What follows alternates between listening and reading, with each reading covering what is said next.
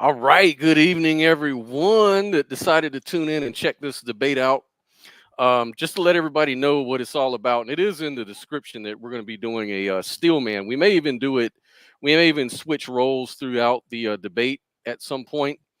But I'm going to be engaging with Al alive, and he's taking the atheistic position, and I'm taking the theistic position. So I'm going to be arguing for God using the transcendental argument for God, which is a sort of presuppositionalist argument. And this is going to entail, really simple. It's going to kind of be mainly a discussion. So it's going to start off with an introduction and then an open discussion, and then we'll go into closing after we do our different arguments. So we might as well just get right into it and not leave everybody in expectation. And we have on with us my man Diesel, who is going to be Yeah. moderating. How you doing tonight, man? Well, it's actually this morning. I just woke up, hence the reason for a cup of Joe, as they say. Mm-hmm. Trying to wake myself up fully. But I do want to, just give a brief little introduction about what I believe a still and a straw man is. Yep. Um, one of my favorite shows, maybe my favorite show, is called Cobra Kai. It's an extension of Karate Kid, Yep. and the movie the series Sensei Lawrence gets really upset with some of his students because they're cheating, and he presents this argument to them. He's like, if you're a cobra, he says, who's like the stronger enemy, or who's the strongest cobra, the one who goes and eats a crippled monkey, or the one who takes on like a lion? And they're like, obviously the lion. And so he's like, same thing. He's like, that's how you be most badass, is that you take on the strongest form of the argument, because beating down the weakest form shows more than anything. Because I do teach debate here in South Korea, and when I was talking about this about still manning and straw manning, is that if you engage in that kind of argument, it shows that you're a very weak person. Two, it shows that either you don't understand their position or you're being dishonest in the way you present it. So for me, I want to defeat the strongest side of someone else's argument, in a compassionate and manner. No need to be mean or rude about it, but um, and that is the form of debate, what you're trying to do. But you also want to represent your side morally and ethically. So that's what we're going to be trying to do today, and I'm Perfect. excited. How you doing, Al? Alive? How's it going, man? Actually, it's a beautiful evening, so this is perfect time, and I'm glad we finally got together for this one. Yeah, Oh, yeah, I thought yeah. that said AI. I thought that said AI. Because they got Oh, do you guys see the new AI that sounds just like a human? It's pretty scary. yeah, Sounds I'm just like sorry. a I human. stepped out on this one. That's what I'm using. Okay. No, but yeah, got to Yeah, man. capitalize the AL. Okay. I hear you, man. Yeah, I would And make an introduction, but Diesel's still on mine. So okay. so where you coming from out of Al Alive? I'm up in the mountains of Tennessee now, back on Eastern time, so all good. Oh, And okay. I guess the most familiar one would, you remember them lifting people off of, you know, hospitals and all that stuff? Mm-hmm. Yeah, that's a mile in every direction. But Ooh. it's a gorgeous Wow, really? place. We didn't get touched, so we're all good. Oh my goodness. Wow. And I'm down here in Pensacola, Florida, so we missed both of the hurricanes that came through because we're on the I'm on the northwestern end of the state. I'm on that handle of the pan. Absolutely. A lot of Yeah, people don't realize this, but this is actually a warning from God. You guys got to get your shit together, or there's going to be some more, I would hurricanes. agree. yeah, that's right, man. We've got too many Too many gun atheists rights people and too many atheists and too many conservatives, and we're and all going to Mormons, hell, and Mormons and shit. all everyone, everyone. Just be virtuous. That's the same thing as getting right with God. We'll That's all be right. fine. We'll be good to go, man. So at any rate, we're gonna go ahead and I guess jump on into it. Like I said, I'm gonna start with an introduction, so I'll try to make mine kind of brief. And basically, like I said, I'm gonna be arguing for tag, or the transcendental argument for God. And the tag argues that God's transcendental character is the source of morals and logic, and that the existence of God is sort of a presupposition of things like science, morals, logic. The argument also claims that it's impossible to prove anything without God's existence because universal laws cannot be justified or accounted for in an atheistic worldview. There's no primary, absolute, metaphysical referent that's logical and rational at its basis. So any sort of argument that an atheist puts forward would sort of be arbitrary under their worldview. Not that it is, because I'm going to maintain that the atheists are logical, but they're only logical because God exists. But under their worldview, under the worldview itself, they can't justify their logic, right? And so that's kind of what I'll be arguing. Things like the truth requires a standard by which it is true in order for it to be true. So my view is that absolute truth exists. Absolute truth presupposes logic, therefore logical arguments are valid, and therefore an absolute standard exists. And by definition, this absolute standard would be what I call God. Um, Albert Einstein said it the best. He said, the most incomprehensible thing about the world is that it's comprehensible. So even Einstein understood that there's something really weird about the universe being comprehensible and that we're able to decode this logic of the universe. Robert Zubrin says that if the human mind can understand the universe, it means that the human mind is fundamentally of the same order as the divine mind behind the universe. So everything we observe in the universe is logical, and that's why we can understand it. What caused the things to exist in the universe must have been a logical mind in order to set these rule sets up, the patterns and regularities that we can observe within science. All of this rests on having a logical mind behind the workings of the universe. So like things like truth, beauty, and goodness, these are considered to be the three cosmic values that are called transcendentals. They're considered to be gifts that make life possible and worth living, and they're objective. In other words, um, everybody here would probably agree that torturing infants for fun is immoral. Now, that's not just an opinion, that's the way it is because it's a universal, and it doesn't matter whether you're alive or dead. Um, Torturing babies for fun is never a good thing. It's always looked at as an objective wrong. And so these ethics require an ethical God that set these things in motion, that set this stuff up. So that's in a nutshell, in a very short sort of summary, what the transcendental argument for God is. So I'll go ahead and let Al come with his opening, and we'll go into the open discussion. Well, for this beginning, I'm going to take the stance of an atheist, and we're going to explore why the theist wants to present this particular way. Basically, we're going to explore how to get down to the root of why they need to assign what we have, what everything is, to a specific being, theirs in particular. I think we're mostly going to focus on the Christian God, that's what the majority of our audience is familiar with. If we want to deviate a little bit, that's fine. But yeah, this is going to be a steelman argument. So it's going to be about exploring ways to understand the perspective of your opponent and to engage with them. That's the most appropriate thing right there, is engage.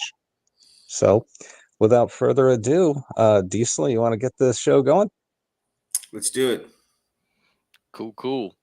So also, I just want to put out there that fundamentally I'm an agnostic, which means in real life I don't really know whether there's a God. I don't take a position one way or the other, really, because I can't really explain.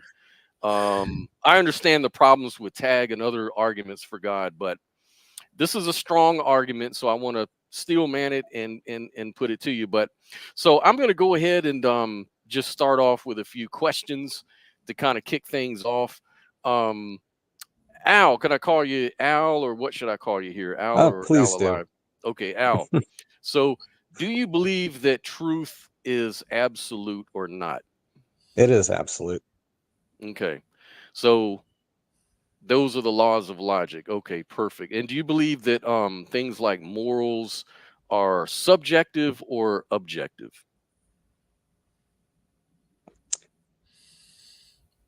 This might be something to explore.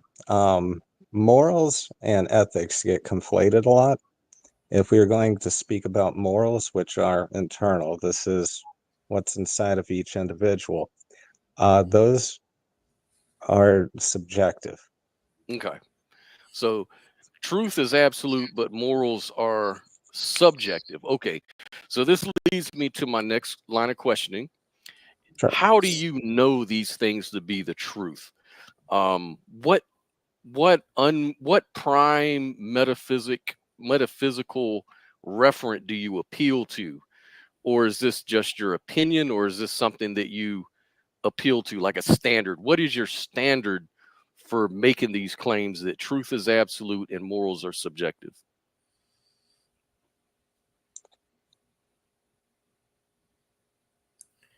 Truth is objective as that is external. That is outside of, an individual. That is reality. If you Hmm. want to look at morals, you have things, you have immoral, you have moral. A lot of people have immoral thoughts, for instance. If I go further into explaining morals, then we're going to get into ethics. But basically, that's a weird question that you asked. Can you elaborate on that a little more? Yeah, sure. So the reason that I'm asking that question is I'm looking for your foundation, because that's mainly what the tag is centering on, is a foundation we call God. And why we think that God is a better foundation for morals and a better foundation for logic is because we are appealing to an unchanging, unmovable, absolute referent. This is God. God is defined that way, right?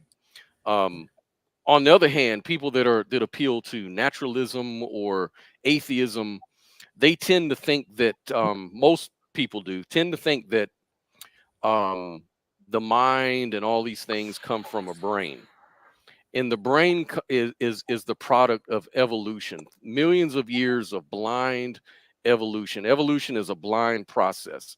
It's not like evolution is a god or a intelligent being. Evolution is a process, and it's a blind process. So my argument is, how can you make any kind of truth claims based on a brain that is the product of blind processes? Okay, that's a lot that you put into that particular question. Do you have a point exactly? Like, were you focusing on what is the cornerstone, for instance? Like in a theistic worldview, they would call that God. Hmm. And then there were other things that were added to it. I guess these would be like sub questions or follow-ups and all that what we could explore. But for an atheist, it is very similar to evolution and all. We have noticed what works, what does not work, and all. A theist will assign it to a particular deity, God. We're not going to cut teeth on that, but something supernatural, correct? Correct. Correct. Okay. So why don't we go from there and let's focus more directly on the key point of your question, okay? Yep, let's do it, man. The key point of the question. So I'm saying that the foundation of all of my truth claims is God. Ultimately, it seems like I should probably ask you first before I just assume it. Do you believe that you're coming from an atheist, so you're a no God position? So would you say that your thoughts and ideas come from a blind process ultimately, since it's not from God? Not at all. As I said Mm-hmm. before, Mm-hmm. it is an evolution. we used to, we got hungry or we had a disagreement, we smash, opponent head with rock. And we come to find out that doesn't work all that great.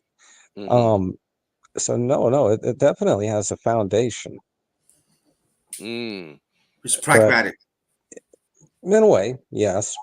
I wouldn't go so far as to say pragmatic, but there is a foundation in this. Now, for it to be assigned a cornerstone, a rock, it's more of a methodology. And history, thankfully, we record that, shows us what works and what does not work. Interesting. Okay. So can we get back to that cornerstone of the God and what makes you think that, or Yeah. what makes you accept that is actually where things come from? Yeah. So for one to rationalize or make truth claims, to know what's impossible, you have to have um, a mind behind it. There must be a mind that produced a universe that is comprehensible. In other words, that's the Okay. cornerstone because it's rational. See, from what I understand, evolution is a blind process. So a good analogy is kind of like if you have let's say you have a can of soda, like Coke, and the other can of soda is Sprite, and you shake these things up blindly, there's just going to be a chemical reaction. So you open it up, and it's going to fizz Coke. The other can is going to fizz Sprite. And so one might ask, well, which one of these cans is spewing the truth? And they're not spewing the truth because they're just blind chemical processes. And the atheist position is that the brain is like a can of soda. It's just a chemical reaction. It's like matter in motion. Um, Anything that we see, evolution itself is defined as a process that doesn't necessarily give us truth, but it gives us what works. So it gives us physical, observations. Like we all can observe that, if we put one rock next to another rock, we can create language and call it two rocks, right? But metaphysically, that may not be true under atheism. Under atheism, it may just be a big illusion because who says that the brain is actually here to evolve to tell us the truth? It could be just giving us these illusions in order for our energy to survive in the environment. Whereas under theism, we actually have a rational God behind us that's revealing himself. So this is called natural revelation in Christianity. So there's Okay. special revelation, which is the Bible, and then there's natural revelation. And you have to have a God in order to have natural revelation. Okay. Actually, I like some of those analogies that you put in there. The sodas, the chemical reactions and everything. Um, we're not going to go down the rabbit hole of chemistry and things like that, physics and all. That's way too complicated, and it's too late for me anyways. But um, all right, so we kind of deviated a little bit. I understand that you want a you want that very solid foundation. Okay, and you also mentioned that you agreed with me that the way that the atheists look at things is it's a methodology, is the way I would like to describe it, instead of practical observation. Um, but to be honest with you, and this is only a personal thing, we're not supposed to do this in a debate. I would love for there to be, an ultimate answer on that. So I'd like to explore how you got to that, that foundation, that cornerstone, if you will. What Mhm. what actually brought you to that? I'm at this point in time, I'm going to ask, how do you assume that is, where everything came from? Our morals, some people call it ethics. We're not going to cut teeth, but we know what we're all talking about. Mhm. Mhm. So every um, theory let's take not to get bogged down in science, like you said, but every theory starts with an assumption. Every worldview starts with an assumption. So this is what we call a presupposition. So what I'm presuming is that the laws of logic actually exist. So I'm presuming that science, logic, all that stuff is real, right? That's the presumption. That's what I'm presuming. And that it is exactly as it appears in our conscious minds. That, if killing babies for fun is wrong, that just as it appears for as a universal with most people are going to think that this is terrible. This is wrong. North Korea is terrible. And this is why we know there's God, because, you know, we understand it's wrong. Evolution couldn't tell us it's wrong or right, because evolution is just there to help the strong survive. It's not there to really teach us what's the right thing, what's the wrong thing. It's no I'd foundation. agree with that.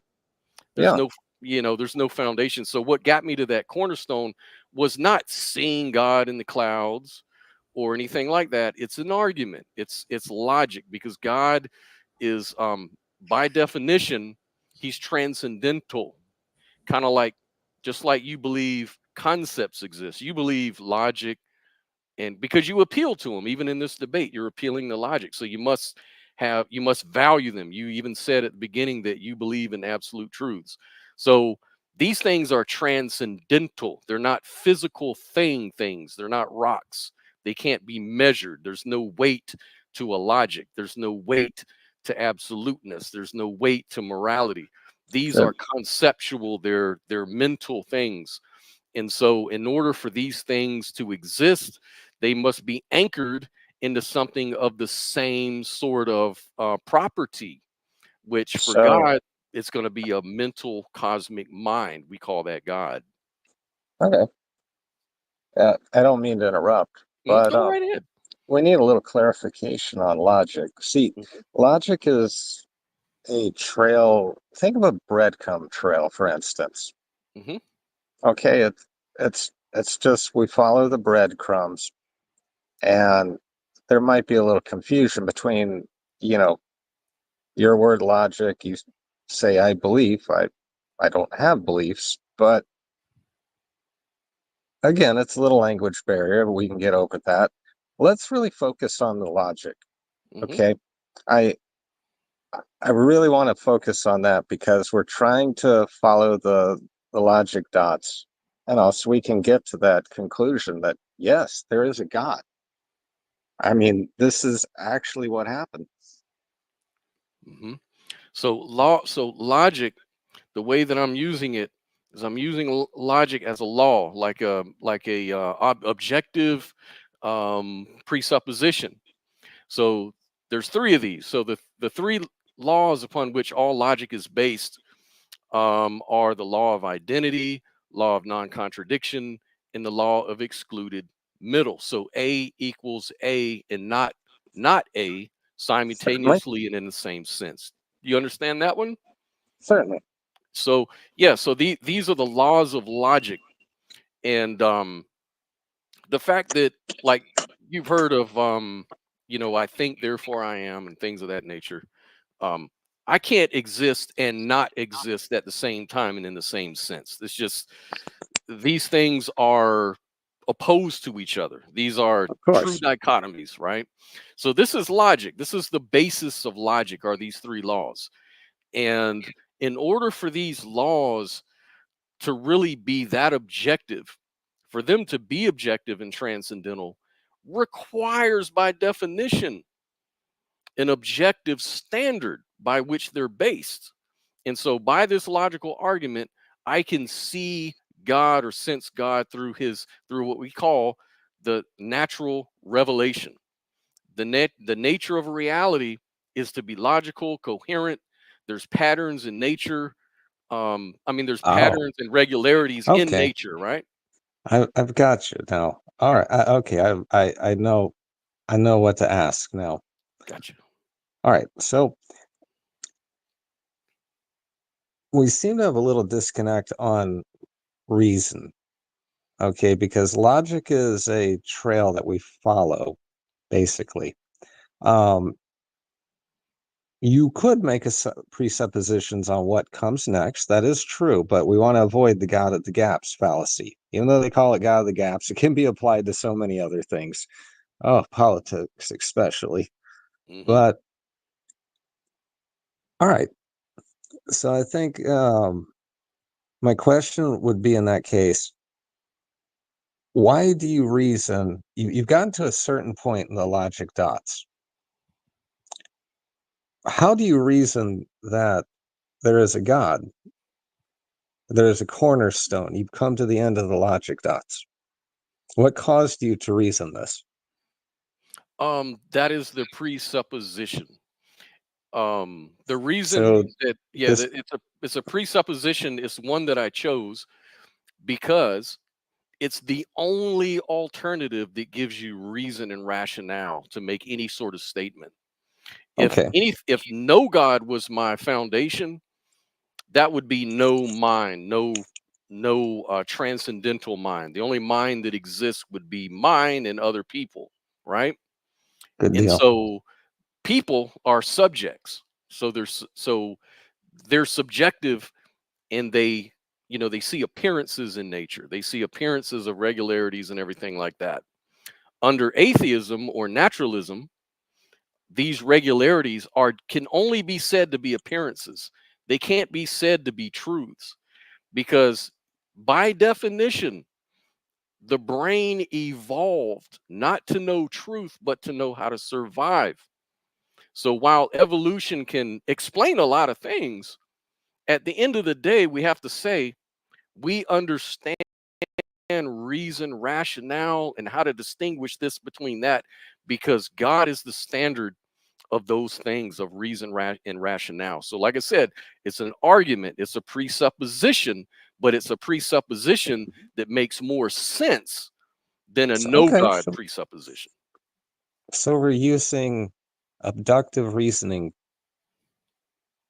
So we have the conclusion, and then we're using abductive reasoning to basically verify this. Am I correct or no? How are you using abductive reasoning? Because I think that abductive reason is like a process that involves finding the most likely explanation for a set of observations, right? Abductive Um, would be I discovered a rock, and the rock is there. Okay, now I am. Actually, let me think of a. No, I'm not even going to give an analogy for this. Abductive reasoning is you come in with a premise, a presupposition, basically, and then you do what you can. You gain and build all the evidence that you can, so we can qualify that as a truth. It's the exact opposite of deductive reasoning. So, are we on the same page here? yes, yes, I think so. Yeah. Okay, please continue. All right. So another good thing that I want to add is that we all have presuppositions, whether you're an atheist or not. Like the atheist presupposition would be that you know the truth, you can speak of the truth, you can make truth claims. That's your presupposition that what appears to you is real, is the fundamental basis for all of your truth claims. But what's hidden in that assumption is there's no God. So you're going to be smuggling in some sort of natural Oh, grounding. The grounding is going to be something other than a God or other than an ultimate mind at work. okay. So that leaves it that leaves your worldview sort of on shaky ground, so to speak. It's not based on anything but experiences and feelings. Whereas I'm accounting for those experiences and feelings by appealing to God, if that makes sense. Can understand that point of view. So, just to clarify, the atheist worldview, if you want to call it that, yes, it's more of a deductive reasoning, and that we haven't found anything that would lead us to a particular god or deity. Hmm. And it doesn't have to be your god or anything like that. It's actually a god or deity. And trust me, the majority of us atheists, not people that claim to be atheists so they can scare the Christians, um, we just have not found anything that led us to that. So that's what I'm really intrigued in exploring with you, is how did you come to this? You said you followed logic dots, and you're using abductive reasoning because of a presupposition, correct? Mm-hmm. Mm-hmm. Yes. I don't need to know where the presupposition came from or anything. That really doesn't matter. All right, but what does matter is why exactly do you want this particular belief in your life? Okay. So that's sort of going into a subjective territory because everybody wants something different for themselves. So I Mhm. could say I want to believe something that's under that makes sense, that's closer to truth. That's what I want. Some people don't want that.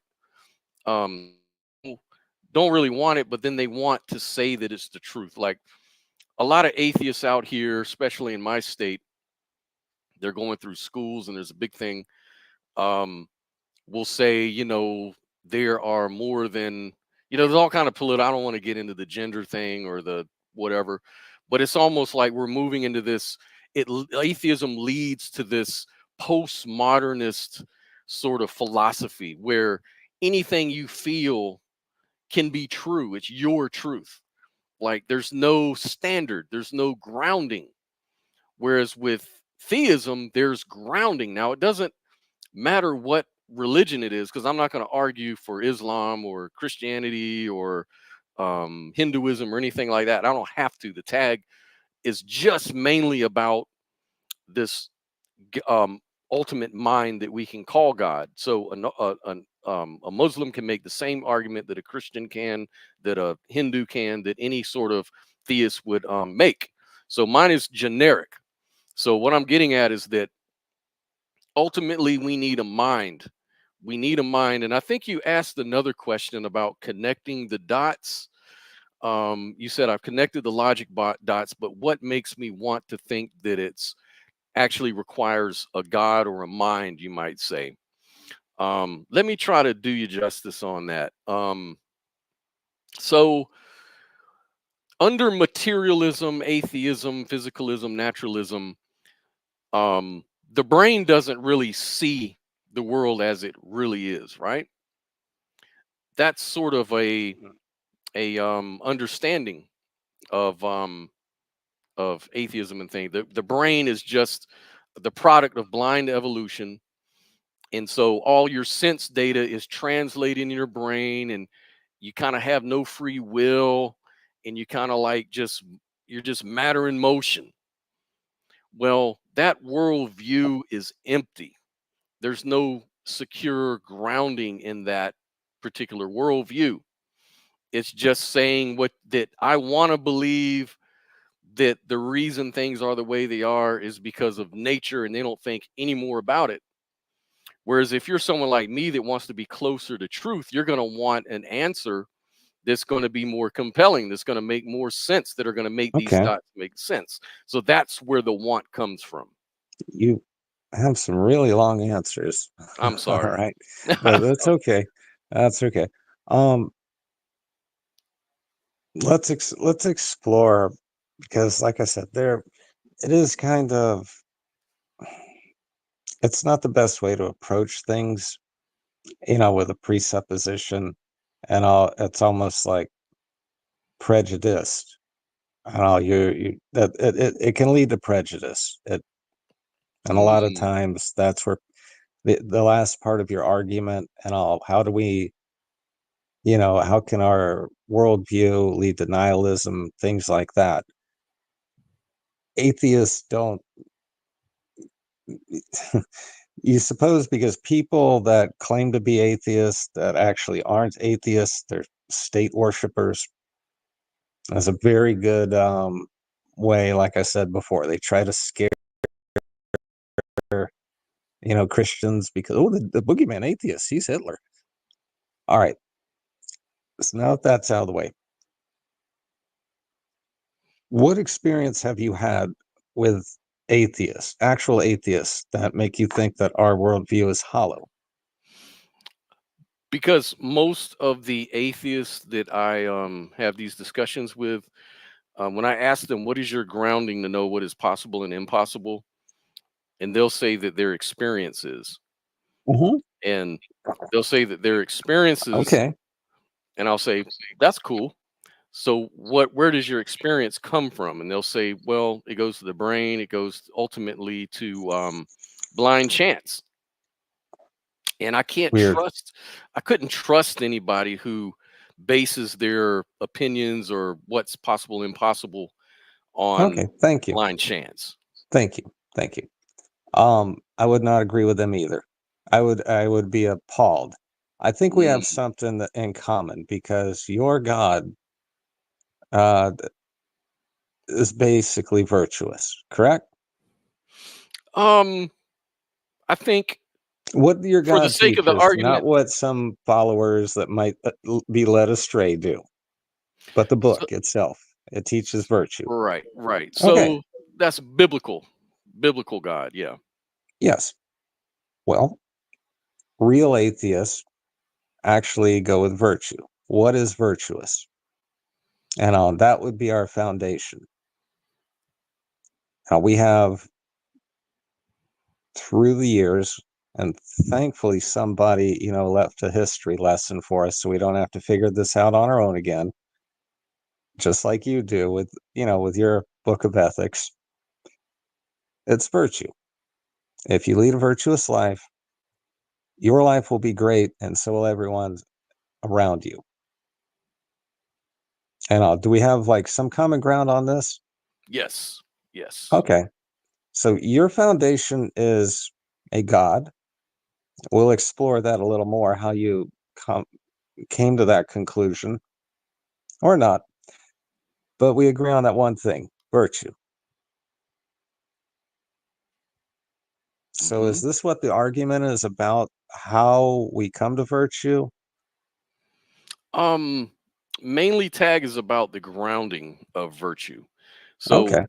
a Christian or a theist of any stripe would probably agree that even non-believers are can be virtuous and moral and ethical and all of that good stuff, logical. They can do the same things that the religious person does, right? But it's just that we're talking about grounding the worldview. That's all it really is. So it's not really trying to get into how can you be moral, what gets you to morality, stuff like that. That's kind of a separate topic, if you will. But we're just talking about the grounding that God must exist for us all to have virtue. So let me follow up with, what if it is the same thing?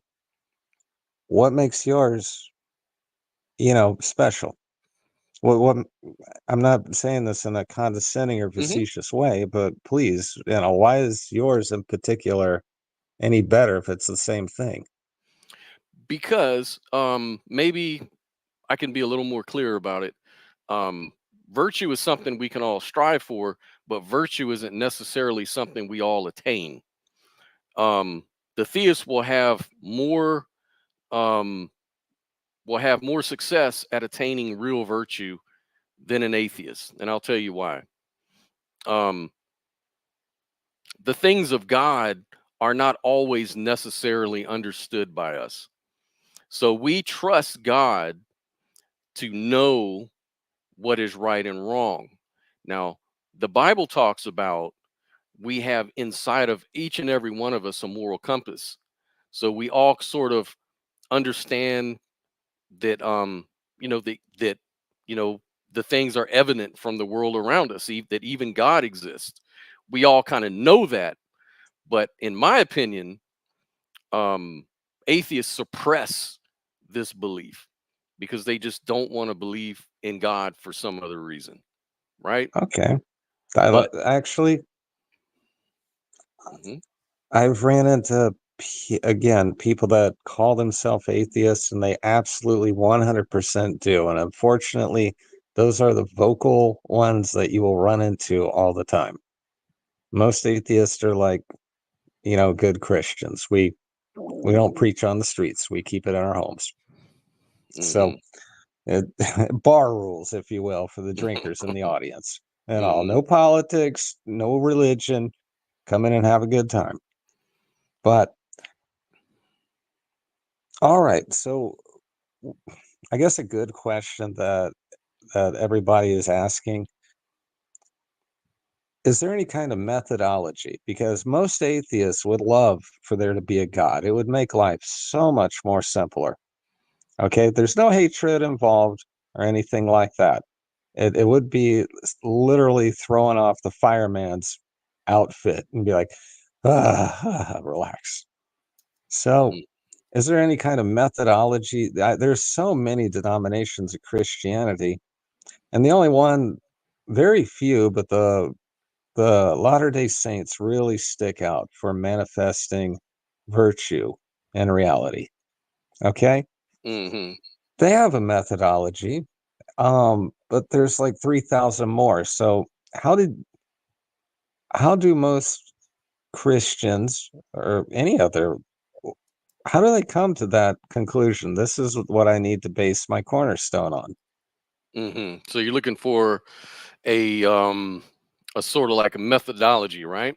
Yeah, that'd be great because there's a lot of people that say that they're, religious and they do a lot of great things. We don't need to cut teeth on, the Mormons doing it best, but yeah. Right. So the method of Christian and really theistic presuppositional apologetics is that that is presupposition is a method, right? It's the method that emphasizes reasoning is influenced by a person's presuppositions or assumptions about the world. So presuppositionalists will argue that no one can really reason without a presupposition. Every person's reasoning is colored by their worldview. And so that's the first part of the method, is to understand that and then appeal to your presupposition. Like a So dialogue with them, it's like for a instance. starting point. Yeah, it's sort of like a starting point we can all sort of agree on, that we have a presupposition that logic works, that science is a good thing, that there is truth. Um, for example, we may assume that our eyes see the world, right? Um, it's just that the worldview is going to lead us to a different thing because we're going to stay on track logically, as the way that I kind of connected the dots earlier. Like presuppositionalists will believe that everyone has a worldview, whether they're aware of it or not. Does And we'll just argue that our worldview colors our reasoning just like yours does. But I think that mine makes better sense than the atheistic worldview. okay. Well, what I would like to, ask you is, it, hmm, it's great to have a foundation. If you have something that you could look in on, I just want to make sure that this does not blind you to what is observable reality. Okay, so if your God says that you can fly, for instance, if you believe hard enough, please don't jump off of a building. Okay. Hmm. Unfortunately, there are cases like that, but let's do let's do this. If the cornerstone, and I'm not asking you to question your beliefs, okay, but if what happens when you run into things that are blatantly obvious that contradict it? Contradict God, or what do you mean? Your God, your dogma, or even your belief. Oh, supposed contradictions, you mean? Like something like someone will present as a contradiction to what I believe? Or do you mean Yeah, a I real just want to contradiction? make sure I'm not talking to somebody that has a team mentality that, saw, the hockey player, do a spin kick and almost cut the dude's head off and go, oh, my team, it didn't happen. Okay. Oh, yeah, yeah, yeah. Hmm. Well, that's just it. You know, under the presupposition, there's I'm not really sure what contradictions there could possibly be, honestly. Maybe that's the weakness in my argument is that I don't have a way to falsify it, if that's what you mean. All right. Well, I kind of got excited with the head coming off thingy. I'm sorry. I do that. Well, nobody's perfect, but how does your the thing is, why would you come in supposing something instead of witnessing what is the case? There is plenty of testimony and all. There's actual hardcore evidence that Jesus was alive. The Romans were renowned for their impeccable records Hmm. and all. You know, Pilate, if he said, I'm washing my hands of this, and, the Jews and you Christians figure it out, or I'm going to put somebody on a cross and call it a day, that happened. So Oh that's yeah, true. You have witnessed testimony. We're not going to cut teeth on that rabbit hole, but why do people want to walk into life with such a presupposition? Is right. it What is the benefit exactly is the crux of what I'm asking? So you mentioned like sort of like an evidentialist sort of argument, like evidential. And I'll be quite honest with you. Evidential arguments for God, for me, they suck. There's always going to be a point of failure, whether you're talking about the Kalam cosmological argument, the fine tuning argument, like the theological argument, the moral argument for God. All of them have points of failure because they rely on the senses. They rely on the evidence that we attain through our senses. And it's almost like they're putting God on judgment, right? What I do, on the other hand, as a precept, is I just presume that there's an intelligence behind everything and that the word of God is the revealed special revelation of Jesus Christ, right? Mhm. That's all you need. You don't need anything else, because anything else you try to pull up, there's going to be a point of failure. Like, let's talk about, just to kind of spin it around, let's turn it around on the atheists, right? Sure. Let's say this. Let's say the atheist believes in the material world and that your grounding for knowing right, wrong, ethics, morals, logic is grounded on the material world, because that's as far as the atheist is going to go. He's not going to go to mind, mentality, and God. He's going to go to the material world. But materialism is a failed at this point, I hate to say it, materialism is just kind of an absurd philosophy at this point. We know that it doesn't work. It can't explain mind. It has all sort of problems when you try to make it fit with the I, minds that exist. hey, Like can I agree with you on that? It is a woo-woo yeah, philosophy. That's why it's not a yes, philosophy. yeah. It's I'll just agree with you. yeah. Materialism just doesn't work. I mean, methodological materialism, oddly enough, does work. Like All right. I can drop my phone and it will hit the ground. That's material science. But that Well, isn't metaphysics. That's science. And science doesn't I deal with metaphysics. no science. No, that wrong yardstick for our conversation. Right. Exactly. That's why I Exactly. tried to nip it in the bud at the beginning. Yep. So what, what really see what your argument is presented to me is God is a necessity, Yes. which is something that I really can't.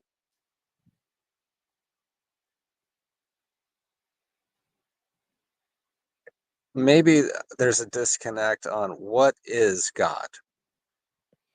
Good question. Good question. In this conversation, like I said, I'm going to try to be neutral from the religious teaching, and I'll just say that God is the precondition for reason, rationale, and logic in the world. in the universe. That's all we have to say about that. That's all we have to deal with at this point without getting too bogged down with other concepts. If we can just agree that there is a mind behind reality, then we've got to the grounding, we've got to that fundamental thing. Your argument is that that cannot be true. There cannot be a mind behind reality from an atheistic No, position. no. Hold on 1 second.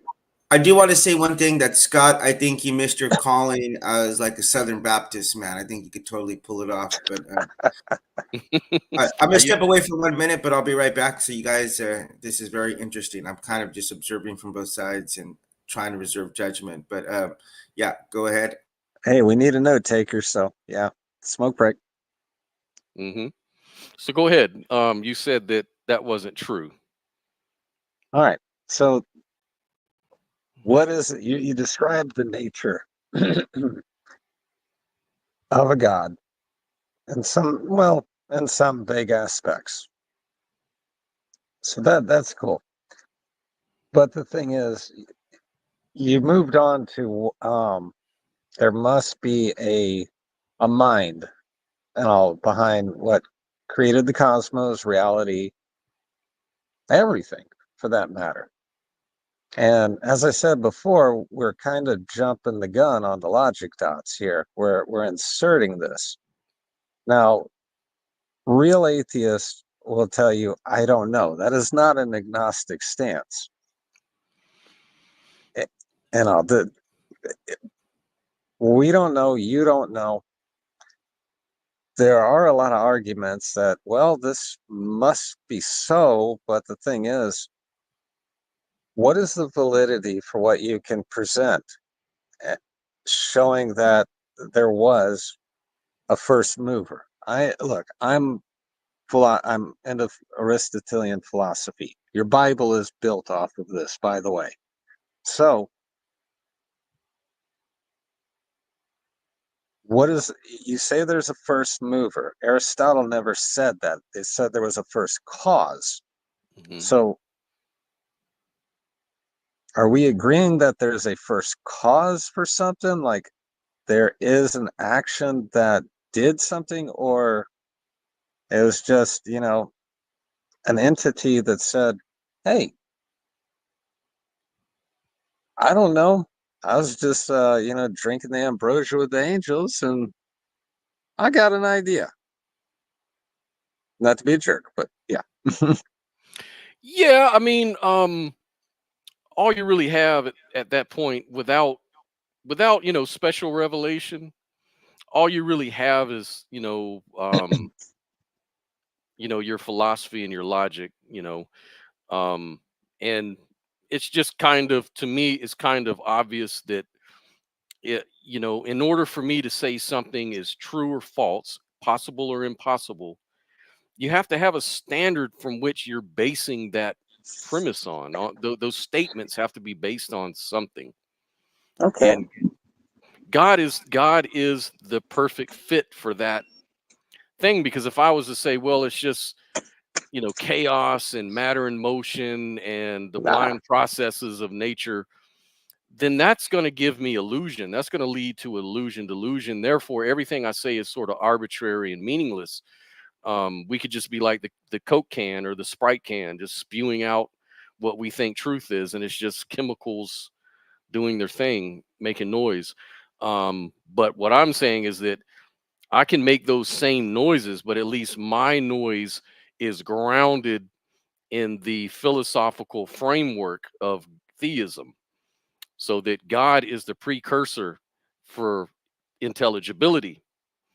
Okay. Without that, you absolutely have no grounding. I mean, by definition, by their own admission, the atheist says my grounding is the way I feel and the things I've experienced, and even those things like my opinions, they're all just emergent properties of a brain that was an emergent property of a process that was blind. So it's just empty. Okay. So we're still on the wanting to assign a cause. You're right. The atheists do observation. Hmm.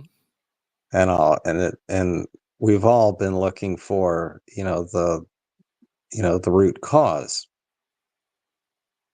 So, but the crux of the argument is, why exactly would somebody suppose something and go wholeheartedly in on it when they have no foundation other than it, something that feels good to them?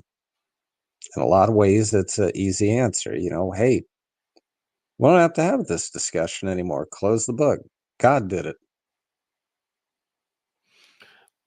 That goes both ways. It's like some people, an atheist could say, well, close the Bible. We don't have, we can just say naturalism did it, right? Which in a sense you can kind of track that, right? Like, I believe in evolution. I believe we came from processes, but I believe those processes were guided by God, because we have reason, we have morals, we have the ethics, we have all of these things that only an intelligent mind can create for itself. We sort of construct our reality based on these truths. And these truths can only come from a mind at large. They don't come from a vacuum. Um, The if they atheist. do, if they do, you can present the counterfactual to that and show me how that there's an alternative to God that's equal. If you can do that, The can you counter. can you present something that equals God in that sense to explain rationality? Sure.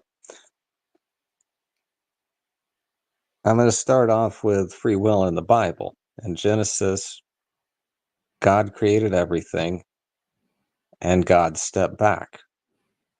So now it's up to you. Okay. A lot of theists will take that as, this is why God exists. Again, it's a presupposition.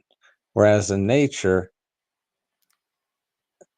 you are a part of this. We do have such special capabilities that we are aware. We can reason, we can logically deduce, not obduce, what is in reality. So the big part of the argument, and it's a lot of things, in a lot of ways, it's kind of trivial why we argue about this, because we're kind of talking about the same thing. The only thing is the cause of this. It's already there. It's already there to observe. We have the capacity to do so. We have the capacity to, this is free will. We can look at, proposed propositions and choose the best outcome for that. That is free will. However, if we limit ourselves to a confined cornerstone of an ingrained, portion, just foundation in our mind, we lose so much more. In a way that this dogma that a lot of denominations create and a lot of other religions create, it shuts our mind off to this magical thing that we have in reality. It's literally like closing a window. We don't closing a window halfway. We don't get the big experience. And my primary concern is why somebody would want to do that. The No, psychology. no. There's a lot more that's out there. Okay, and if that's fine, if people want to choose a particular, thing and give up on this, I think this is another big disconnect between theists and atheists. Atheists are not willing to give up and call it a day. So why do theists, choose to do this? Why do they want to presuppose? Why do they want to prejudge atheists like that? Why would anybody even want to do that? We're not going to get into abuse and things like that. So why exactly does there have to be a first cause that you worship, that you don't even know? You just pulled it up. Oh, this is it. Why? Hmm. Great question. And for say, let's say I'm a theist and I'm not a Christian, I'm not a Muslim. Sure. I could simply define God as an amoral, uncaring, sort of disconnected being, right? Like maybe it's not really all about humans. Maybe it's about some other species in the universe that's much more important to God for some reason. It doesn't Or matter. maybe We're talking about us. or maybe there's sufficient reasons for why God allows other people to understand that his existence is there and other people can't. There's all sorts of things we could say about that, right? But those would be imaginary hypotheticals. So the bottom line is kind of like theism and atheism are both based on a presupposition. Both of them are kind of faith based in a way, because no one knows that there's no God. And the atheist will say, well, the theist doesn't know there's God. He just imagines God exists. Why does he want to imagine God exists? Well, I would say because he has to exist. It's absurd to think that the world exists the way it does without a God. That's the reason why, the absurdity of the contrary. So we're talking about not only reasoning, but not only logic, but reasoning. So I Okay, want time to out. All right, Yep. it's time to make this thing interesting. Let's switch it up. Okay. Uh-oh. So Role play. so I'm let's sure you do it. guys have Yep. done some. I'm sure you guys have done some role play in your days. So I know I have. No comment. No further comments needed. But yeah, let's see where we can take this. Okay, I'll be the atheist, and Al, Okay. are you prepared to be the Christian or the religious person? I've had enough experience. I can wing it. Okay. Let's go. Right. I guess I'll do an opening then. Hmm.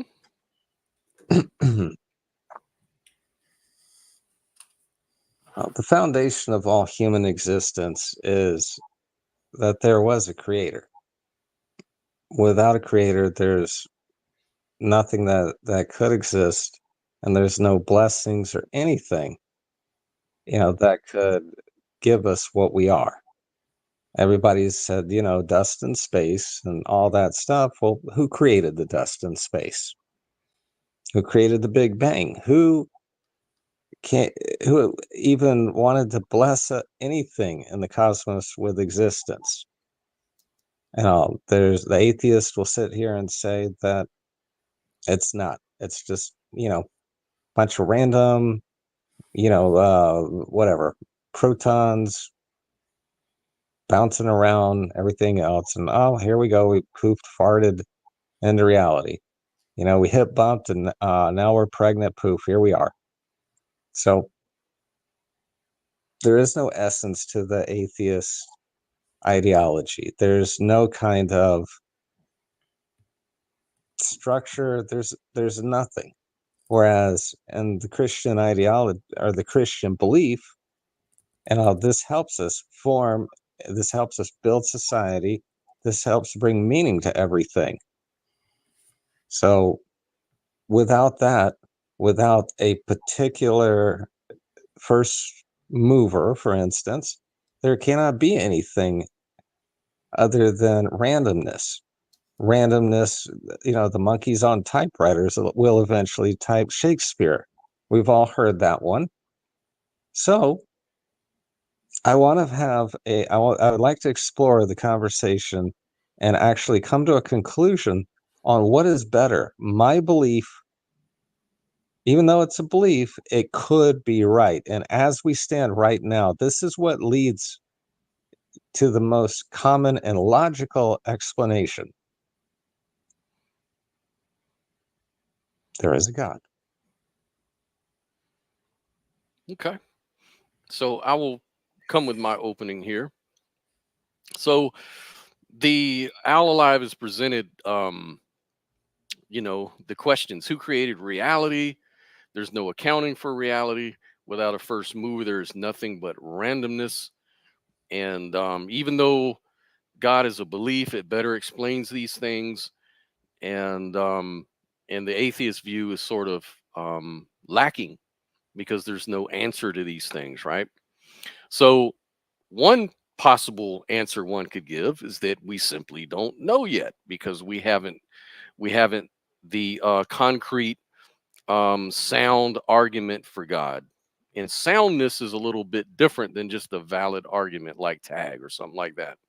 Soundness is when you can actually demonstrate in reality, and this is, valid as well. And so the argument works, it leads to a truth. There is no soundness of God. God is a concept, it's an abstraction, it's an idea, it's a hypothesis of what could have been happened. But it's even worse than a hypothesis. There's no way to falsify it. It's a presupposition, it's an assumption, which is fine if one wants to make that claim and believe it. Anybody can believe what they want. But if you want other people to believe it, you have to come with some sort of objective evidence. So the atheist usually wants to ask for evidence. What evidence do we have that there is a person that created the reality? The reality could have just come from another material world that we just haven't, another unknown. God is an unknown thing, made, beyond the Planck time. At the beginning of the universe, there could have been some other thing that wasn't a god, like a quantum field or something like that, that could explain what exists, not necessarily a who. And then from there, we just evolve to understand, logic, reason, and all these things. That's where we get it from. So, my point is that with the atheists, which is atheism, we don't believe. Most atheists these days, not the philosophical atheists, but your everyday run of the mill atheists, would be more like an agnostic. In other words, their agnosticism informs their beliefs, which is I don't know, therefore I don't believe. If I don't know that there's a can floating around the planet Jupiter, I can't say that there is no can floating around Jupiter just because I didn't observe it. There very well could be. I don't know it, therefore I don't believe there is. That's not the same thing as saying that there is no can floating around Jupiter. Same thing with God. I can't say that there is no God because God is not falsifiable. It's not a claim that can be falsified.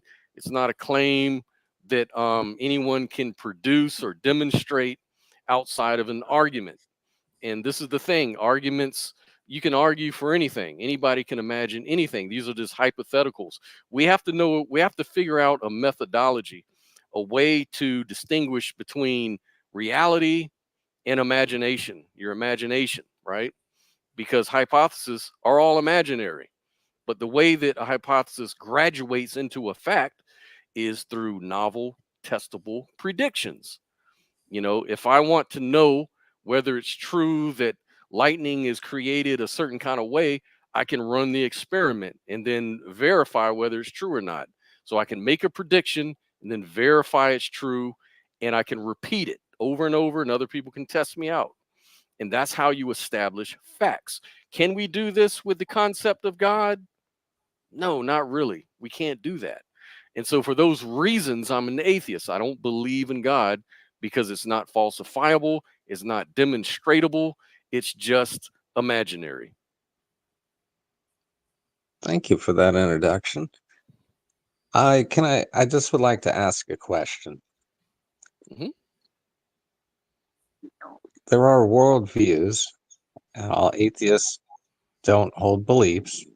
So, would you agree that certain things manifest in reality? Yeah, of course. Okay. God is basically ethics. The Bible is a book of ethics. Teaches you how to live correctly. It, it is, I will admit, some people get confused from time to time because they want to read it in a literal way instead of a metaphorical way. But it's the message behind that. And the message that comes through that gets people to manifest things in reality, that is the essence of God. And we cannot measure this in a conventional scientific manner, but would you agree that all of the virtuous things that come from it, you know, the society, the Western society that we live in right now, uplifting other societies, would you not agree that is a manifestation in reality? The fact that these things exist in societies is a fact, but whether they come from a belief in God, whether that were true or not, wouldn't prove the claim that there is in fact a God. We could actually ground it in leprechauns, but that wouldn't make leprechauns true just because everyone that believes in leprechauns are good people. That, it's an interesting rebuttal. I've kind of heard that a lot, but it's missing the topic, or of the question there. Okay, repeat it again. I might have missed it. All right, let me boil it down a little further. The belief in our Lord and Savior and that his Father, God, helps us manifest virtue in reality. And it's that belief and our actions that we do, and that is a demonstration of God. Can you prove that? Is there any way to test it? Where were all the atheists during the hurricane? I can't account for the atheists during the hurricane, Well, I but can how account does for that? all the Christians. What? Go ahead and explain that. I'm not. I think I'm lost you.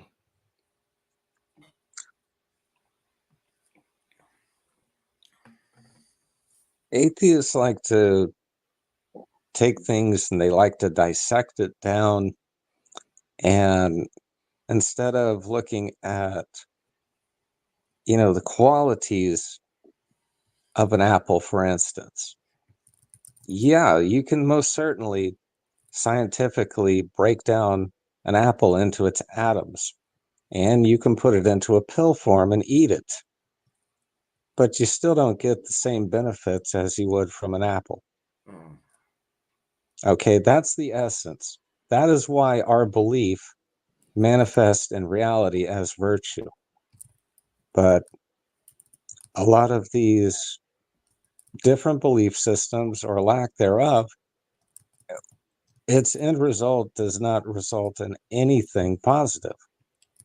So when I say that this is a way to prove that God exists, look at the end result. And I would like to hear an argument against that. Yeah. So that's if I'm hearing you right, I believe that's going to be called an appeal to consequence fallacy. And what that is to say that because the consequences turned out good through the belief, that makes the belief true. Is that kind of what you're arguing here? An appeal to consequence would be, we had some kind of situation and we kicked a ball into traffic and it made a car swerve and it missed the little kid. Is that correct? That what you consider an appeal to consequence? No, an appeal to consequence fallacy is also called the ad consequentium. It's kind of like a logical fallacy that attempts to determine the truth of like a hypothesis based on whether the consequences or the outcomes were desirable or undesirable. Like, say, people will say, well, atheists were Oh, communists interesting. Okay. and communism failed. Therefore, atheism is not true. That's an appeal to consequence fallacy. Or it could be Interesting. that, and it goes the other way too. It could be, I think even Jesus appealed to consequence he pointed out a consequence fallacy to someone. He says, "Do as they say, not as they do." So in other Okay, words, so if he I would. went to the airport and bought a plane ticket to Jamaica and I wound up in New York instead of the islands. Mhm. Okay, that's not really what I'm talking about. I'm talking about then we chose to have this belief. And as it manifests in reality, we do have the results from said belief. There is, no consequential involved. So are you saying that, say, like Christians got together and they have a belief, and let's say their society turns out to work really well, really good, and the fact that that society works out really good kind of proves that the God is real, that Christianity is true. Would you agree with that? Christians adopted the belief for what has already manifested in reality. The prophets, came and wrote the book, and they made it basically so everybody could read it. Ethics for dummies, if you will. It was already what was manifested in reality, what was created. And I guess there is a lack of awareness to this. That's why Christians go out and we proselytize and help people, find the truth. This is not, my truth, your truth, everybody else's truth. This is the actual truth that is manifested in reality. Hmm. And that truth being what exactly? Give me an What was example of a created? truth. What So, was okay. created for us? So look at the trees sort of argument, right? It's not only the trees. There's the trees have an essence to them. It is wood. It can burn. La la la. That's true. Would you agree? Trees exist, yeah. But what I guess what I want to know is, how do you counter what how do you refute the counter argument for God, for the trees and everything that exists? The counter argument for God. Yeah, like there's another story, right? There's a naturalistic story that talks about, how everything evolved, and the scientific track, the track, you track it back. Like, for example, um logic is an inference, right? Like if you say, if I was to drive down the road, and let's say I'm driving down this real long road that's 100 miles, right? And everything on the right side of the road is a purple house, right? And I'm driving for miles and miles for hours. And then I get to 101 mile mark. Would I presume that the house is going to be pink, or am I going to presume that the house is going to continue to be purple as it was for the last 100 miles or so? What would you expect? Well, I wouldn't expect to have a baited question, Well, it's just a way but to explain where I'm coming from. So it's so the it's a per way to explain. But I don't think you're understanding, where I'm coming from, what I'm presenting. maybe not. Maybe See, from what I understand, you're saying that the things that exist point to God, but the atheist can't really see that, and this is the reason for the proselytizing and things. So I asked you, what is your response to the counter to God, to how do you counter the no God? And so I wanted to kind of lead in with this idea that naturalism is the alternative, right? So in our track record, I, for thousands of years, everything that was unknown has always had a natural explanation. Every time. Nothing supernatural, nothing about God has ever explained a mystery that has been explained. Every mystery that has ever been explained has always had a natural Okay. explanation that's been proven, a track record, on and on. There's never been a time.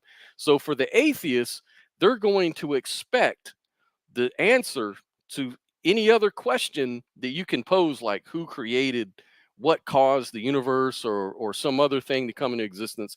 It's probably going to be more natural stuff, because it's always been natural stuff to explain stuff, right?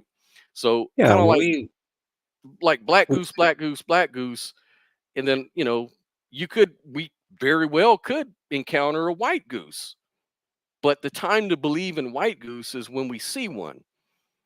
It's only logical to infer that it's probably going to be another black goose that we see.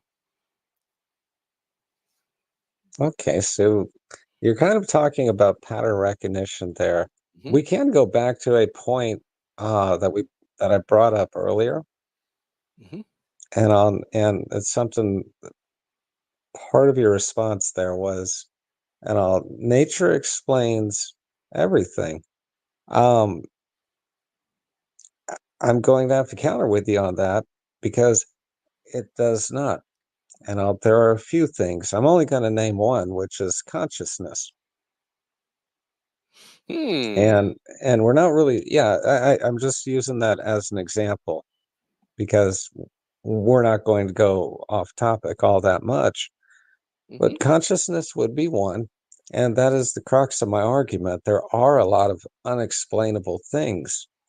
Hmm. However, we have the teachings that show us and that explain in vivid detail of what gave us consciousness, what gave us free will, what is a guiding path for our morals, Hmm. ethics. Um, but yes, so Okay. yeah, that's why I just want to address that Okay, that's and really get it good. back So on topic. But yeah, go ahead. no, that's right on topic. Actually, you're just doing what you're supposed to do. You're going to give me an example of what you feel is an example of natural things not being an answer. So my point isn't that naturalism explains everything that we don't know. It explains everything that we do know. So consciousness is a mystery, right? I'll agree with you on that. That we don't know everything about consciousness. We know that it requires embodiment. Like we don't know of any conscious being that doesn't have a body or a brain or anything like that. You can point to the slime mold and say, hey, they act intelligently and create mazes, then they don't even have Oh, neurons. weird. That's fine. But still, it's embodied, it's physical, it's part of nature. So, again, I would say that while we don't have an explanation fully for consciousness, I believe it's only logical to think that there will be an explanation for consciousness. And if there is, it will be natural because everything else has been had a natural explanation up to now. Is does that make sense? If you want to look at everything through a scientific lens, certainly, Okay. absolutely. If you just look at things through that lens only. So So what other methodology could you imagine that we could find God through? Like if it's not science, and I'm open to science just being one way, because you're right, science doesn't explain everything. Science can't tell you who to love or why you should love or why the universe came to be. It doesn't even try to answer those things, right? So I agree with you, science isn't always the tool, but we if there's another one, let me know. What do you think the other methodology is? we have a great way to describe this. Okay, you want to look at things that are unexplainable, yet you agree that they exist. Consciousness, emotions, everything else. I Okay, don't know. what these oh, go ahead. I don't know if consciousness exists. Okay. I think it's real, but existence, remember, for a thing to exist, it has to have some sort of concreteness about it. Concepts are not things, so they can't exist as things. They're real. In other Can words, I when someone pulls my tooth, it's going to hurt. That feeling is real, and no one can tell me any different. Can a concept, so you're saying that concepts cannot manifest in reality? As a thing, no, they only they do manifest in reality, but they don't manifest as existences. They have no standalone existence. So they don't create anything.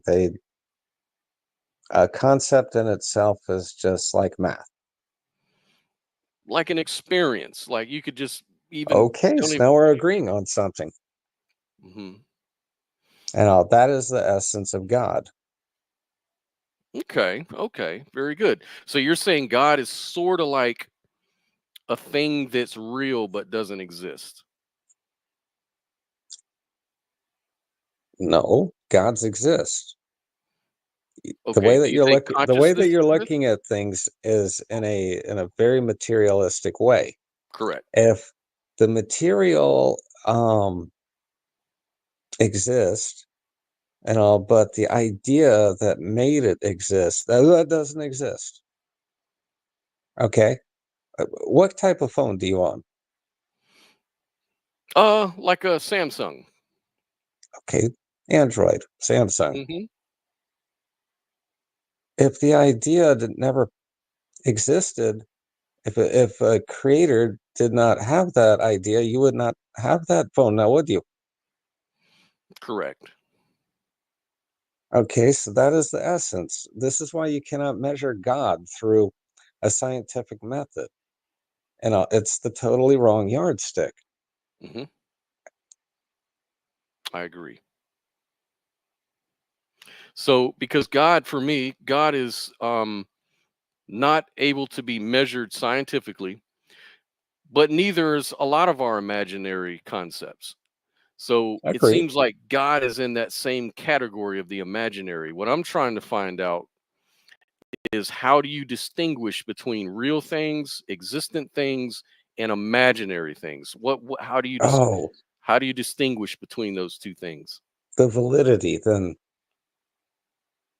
Are you asking about the validity of a Yeah, that it concept? entails validity. Yes, of course. Like, how do you distinguish between an imaginary concept and a real concrete thing in your W- experience? Well, the way that we do this is and how it manifests in reality. For instance, you mentioned a leprechaun. It is a great story for the children, absolutely. And I know even at our age, we look at a rainbow and want to find the end and get a pot of gold. But of course, that never Get the gold. happens. So, um, okay, so that would be an example of a concept that doesn't really manifest in reality, right? Hmm. And then we have, let's say, an intermediary one, like Santa Claus, for instance. Okay, another one that we can, say for the children. And all, but yeah, we all kind of figure out, yeah, we're Santa Claus. Yeah, you could cross into adulthood and have kids. Yeah, we're Santa Claus after that. Hold on, can I Whereas, interrupt just 1 second? Hold on, because I haven't said anything, but sure. Hmm.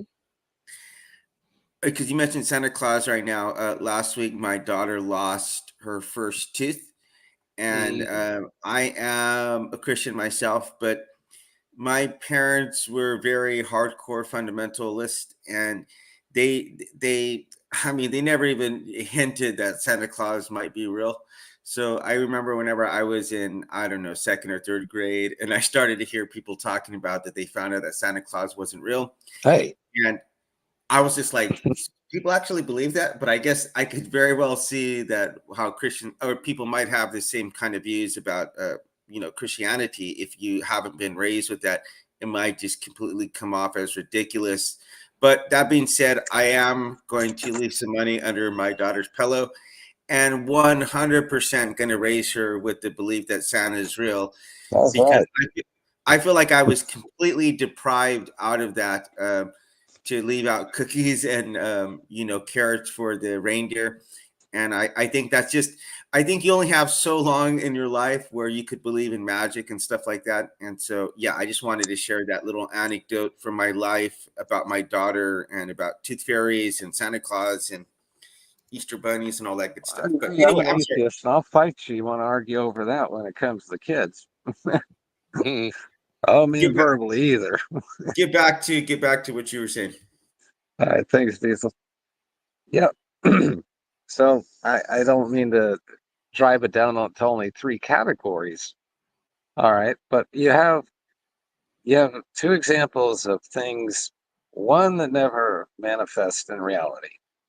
You have a second one that kind of manifests in reality, and then you have the third one, and you have the God, the Christians. And what that manifests in reality is all around you all the time.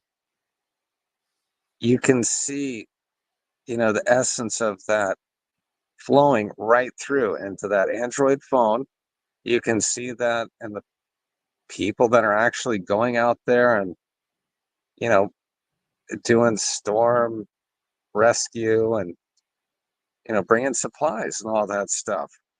And that's the main point. That is how God manifests itself in reality. Um, how would you falsify that?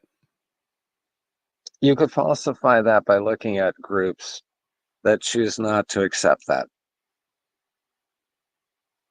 I don't see humanist groups anywhere up here. I don't see them anywhere in Florida. They will gather in Orlando for a convention. That is true. And all, but what kind of, the Bible teaches virtue. Where does that manifest all the time in reality?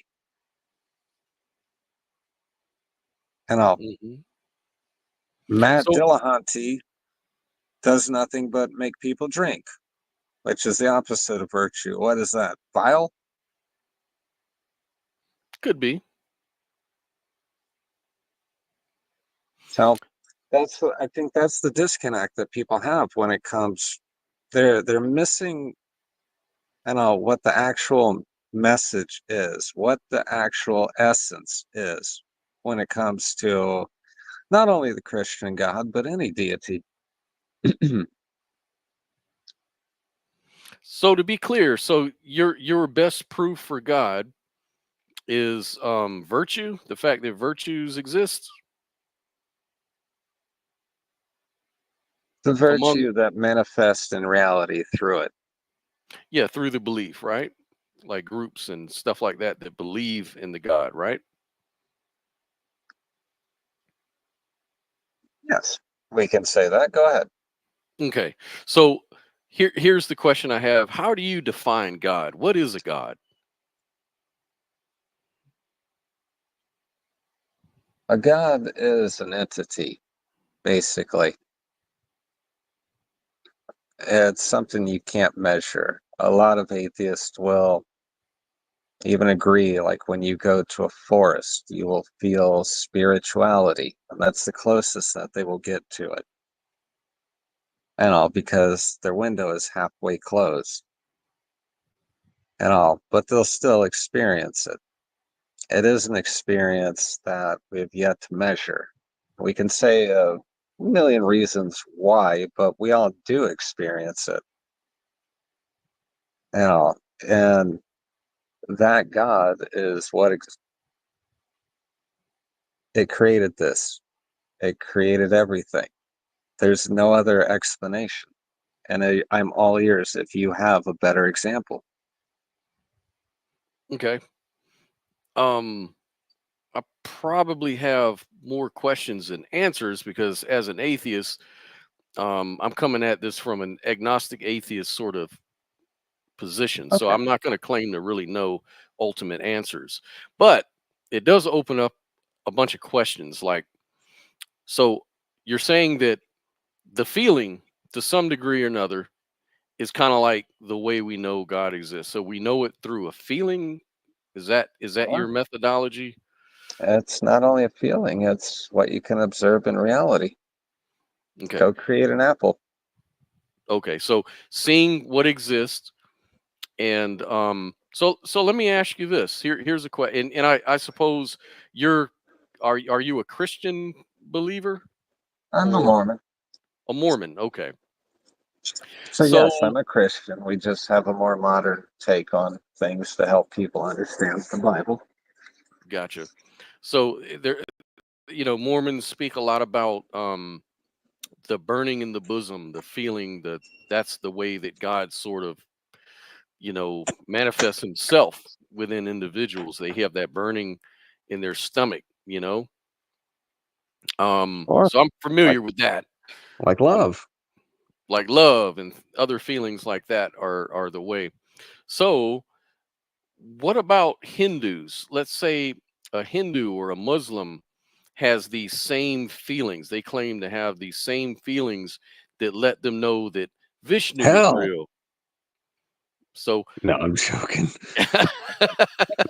so could they be wrong if they say that these feelings cause them to believe in Vishnu? Could that Hindu be wrong? No, They can't no, be wrong. no. Um, there is there is an ultimate creator, and you can they call it by a lot of different names. Vishnu, Tet, or I'm sorry, is that Tet? I forget. Um, there are a lot of different feelings. If you want to talk about a more secular one that I'm kind of familiar with is eudaimonia. Hmm. The philosophers would call it that. You can really tell when people have found it. Like a lot of Christians, they call it walking with Jesus, for instance, Hmm. and you can really tell when people have. I guess the Buddhists have the most common way atheists would understand it because Buddhism is a secular religion. Hmm. They call it nirvana, and you can really tell people that have attained it or reached it, and that is the essence of God. And that is the closest connection that we know of. We can't really we don't have scientific measurements for it, but you can tell when you meet these people. Like a lot of Christians that don't go to church, for instance, but Hmm. they're the most wonderful people you've ever met. Even atheists that have met them, they're like, wow, these people are, damn, they're amazing. Hmm. And yeah, that's the essence of God. And those are the people that, espouse and create and make it manifest in reality. Hmm. So, how do you respond to the scientific story that leads to these feelings and these virtues and these things that kind of get That you to believe in God? Like these things that bring you closer to God, these feelings and virtues that you speak that's of. that's the wrong yardstick. I don't mean to, How do dismiss you? it so Hmm. abruptly, but it's really the wrong yardstick and all to Really? measure it by. Well, let me ask you this: if not saying that they have, I think they actually have, but Oh, suppose neat. you were able to actually, a scientist was able to actually go inside your brain and zap you in some specific part of your brain and cause you to believe in God or cause you to have these virtues and feelings and things of that nature. I think they have something like a God helmet or some sort of probing thing. How do you explain that that actually works? That's an Hold on. outside. Oh, go ahead. So I do want to weigh in a little bit on this because Uh-huh. I have an experience. I'm a Christian, and I did have an experience where God spoke to me, and I did have a couple other experiences where He manifested things in front of me. And as a Christian, sometimes people question about, well, couldn't you have been hallucinating or et cetera, et cetera. I don't know how I've been able to hallucinate things materializing in front of me, but whatever.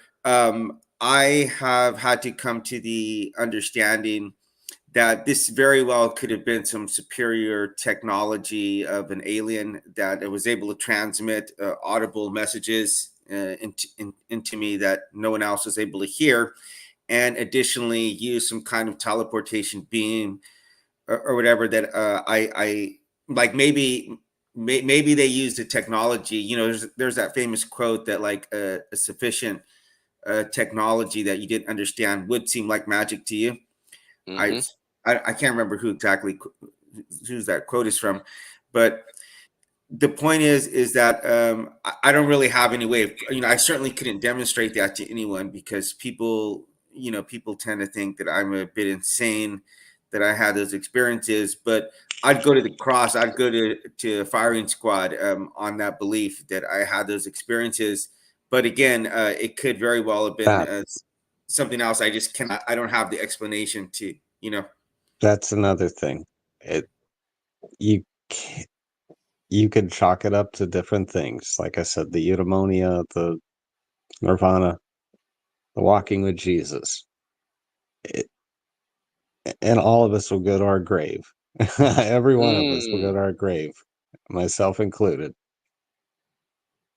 So I You have. can't really explain it scientifically. So we So in that gotta, case, I'll throw a curveball at you, right? fair enough. So I'll agree that science may not be the right yardstick to measure a lot of these things we're talking about. At least I don't know how to vocalize that so much. So let me throw a curveball at you. So I'm an atheist, but I'm an idealist too. So do you know, you familiar with idealism? Sure.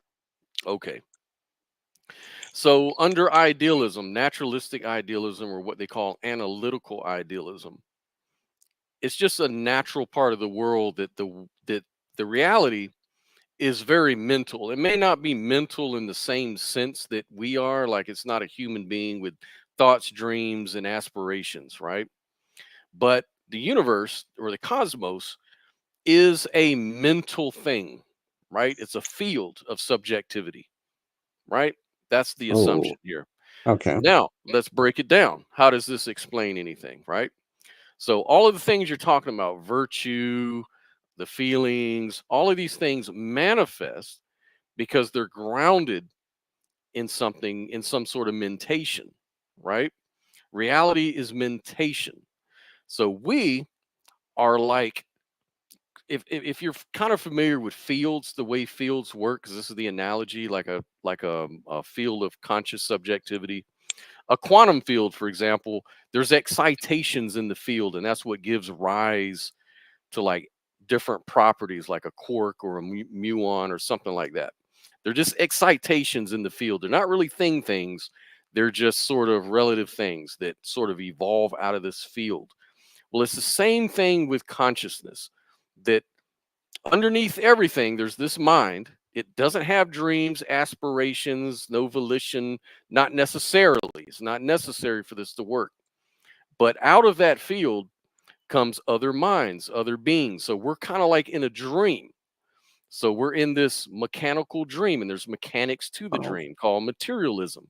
So matter is actually just a projection of some mentation, right? And so that could explain some of the things that you're asking me sufficiently. Because while it's not necessarily a God, in the sense that it's not have, you know, volition and it loves you and it has all these properties that we give a God, it is something natural, and it is something that has this thing we call consciousness, this mysterious phenomenon. And so okay. our consciousness sort of emerges from this cosmic consciousness that's all natural, and it's very atheistic. How would you refute that?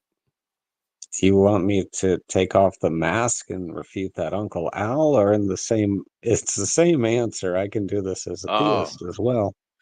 yeah, let's try theism because we're doing the steel man. So I'm not going to answer that question with a brain in the bucket analogy.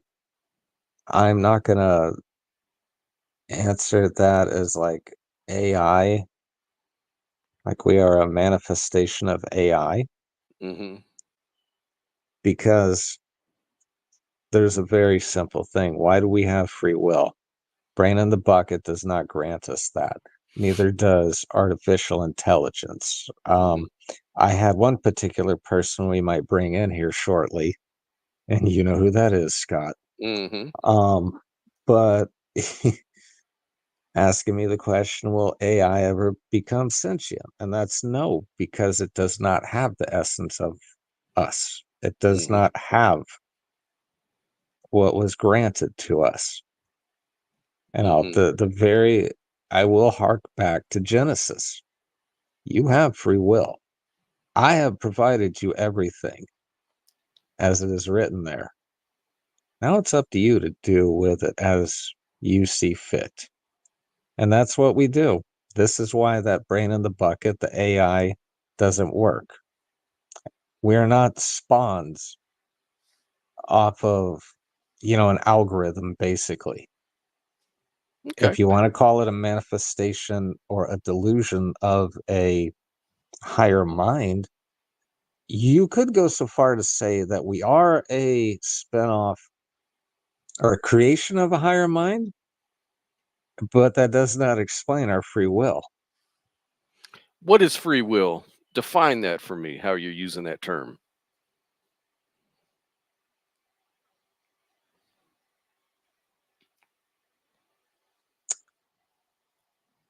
Oh God, it's getting late for me. Thomas Aquinas used Aristotle for explaining this because it does fit in partially with the Bible. The revelations what Jesus gave to the prophets, Mm-hmm. and that is free will is the ability to take proposed concepts or situations and pick the best outcome or not. That is Mm. free will. So we're talking essence again. Could so the way I define free will, or yeah, free will is you can choose to do otherwise. You could have chosen to do otherwise, right? I will agree. Okay. So this is my issue with free will under naturalistic idealism, even, right? The reason I have an issue with it is because we do have this thing called cause and effect. Everything that we do is based on the cause, and that cause for us is a want. Now, we can't always control our wants or ever control our wants, actually, because Okay. even if you decided to do something you didn't want to do, like for example, suppose you went in front of a refrigerator and you said, do I drink the milk or do I drink the beer? And you decided, Go for well, the I beer. wanted I want to drink the beer, but just to prove that I have free will, I'm going to go ahead and choose the milk. Well, you're still doing what you want. You're still a slave to your wants. Your wants are sort of determining your actions and your behaviors, right? You can't really change your wants at that moment. So you're always enslaved to the cause. You're always in that causal chain somewhere. You didn't choose when you were born, the genes that you That, have. All of this stuff limits you and that's Right. actually directs you into where you are in life and where you're going in life to some degree. Now, I believe that you have some sort of, I would say free will for me is kind of like a horse with blinders. Mm, You can't see all the different options that are out there to decide to do them, but you mm. do have a okay. little short, little narrow view where you can That, kind of go through that path. that's Okay. interesting. I'm Hold on. I'm gonna answer Let me this get hold on. real. Let me get on this for a second because I did engage in a debate with an atheist on whether or not God exists, and he did bring up the free will argument, and he also pointed over to North Korea. I live in South Korea, and so I myself was an atheist, and I even got the North Korean Good for atheistic you. philosophy tattooed on me. Good for I you. said I was. I had an experience. But anyway, he pointed to the fact that in North Korea, the atheist government is taking away people's free will and limiting their ability to be able to be a Christian or Buddhist or whatever. And the reality is, I kind of just threw him for a loop because he was expecting for me to defend free will. But the reality is, I don't even think it's, as a Christian, I don't even think it's possible for the exact thing that Scott was just saying right now. And if you take North Korea for an example, even Kim Jong-un being in the position that he's in, it's not like he just got there. He got there from power being passed on from his father and then his grandfather.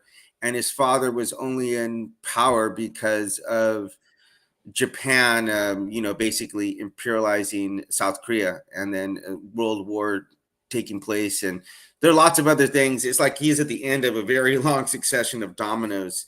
So, yeah, I think there's a lot of validity to what Scott was saying. But I'm sorry, Al, I just want to throw in my 2 cents every now and again so I'm not completely useless here. Thank you. Oh, hey, actually, Diesel, there is a point, the second point of Scott's rebuke, and that's the negation of free will. Yeah, you can negate free will. You put a gun to somebody's head. You Bye. can't do that. Bye. It's gone. But I'm surprised you actually did this, because most people add the fluff at the beginning and then get to the point of their question at the very end. So go ahead. Touche, Scott. You're gonna have to teach me that.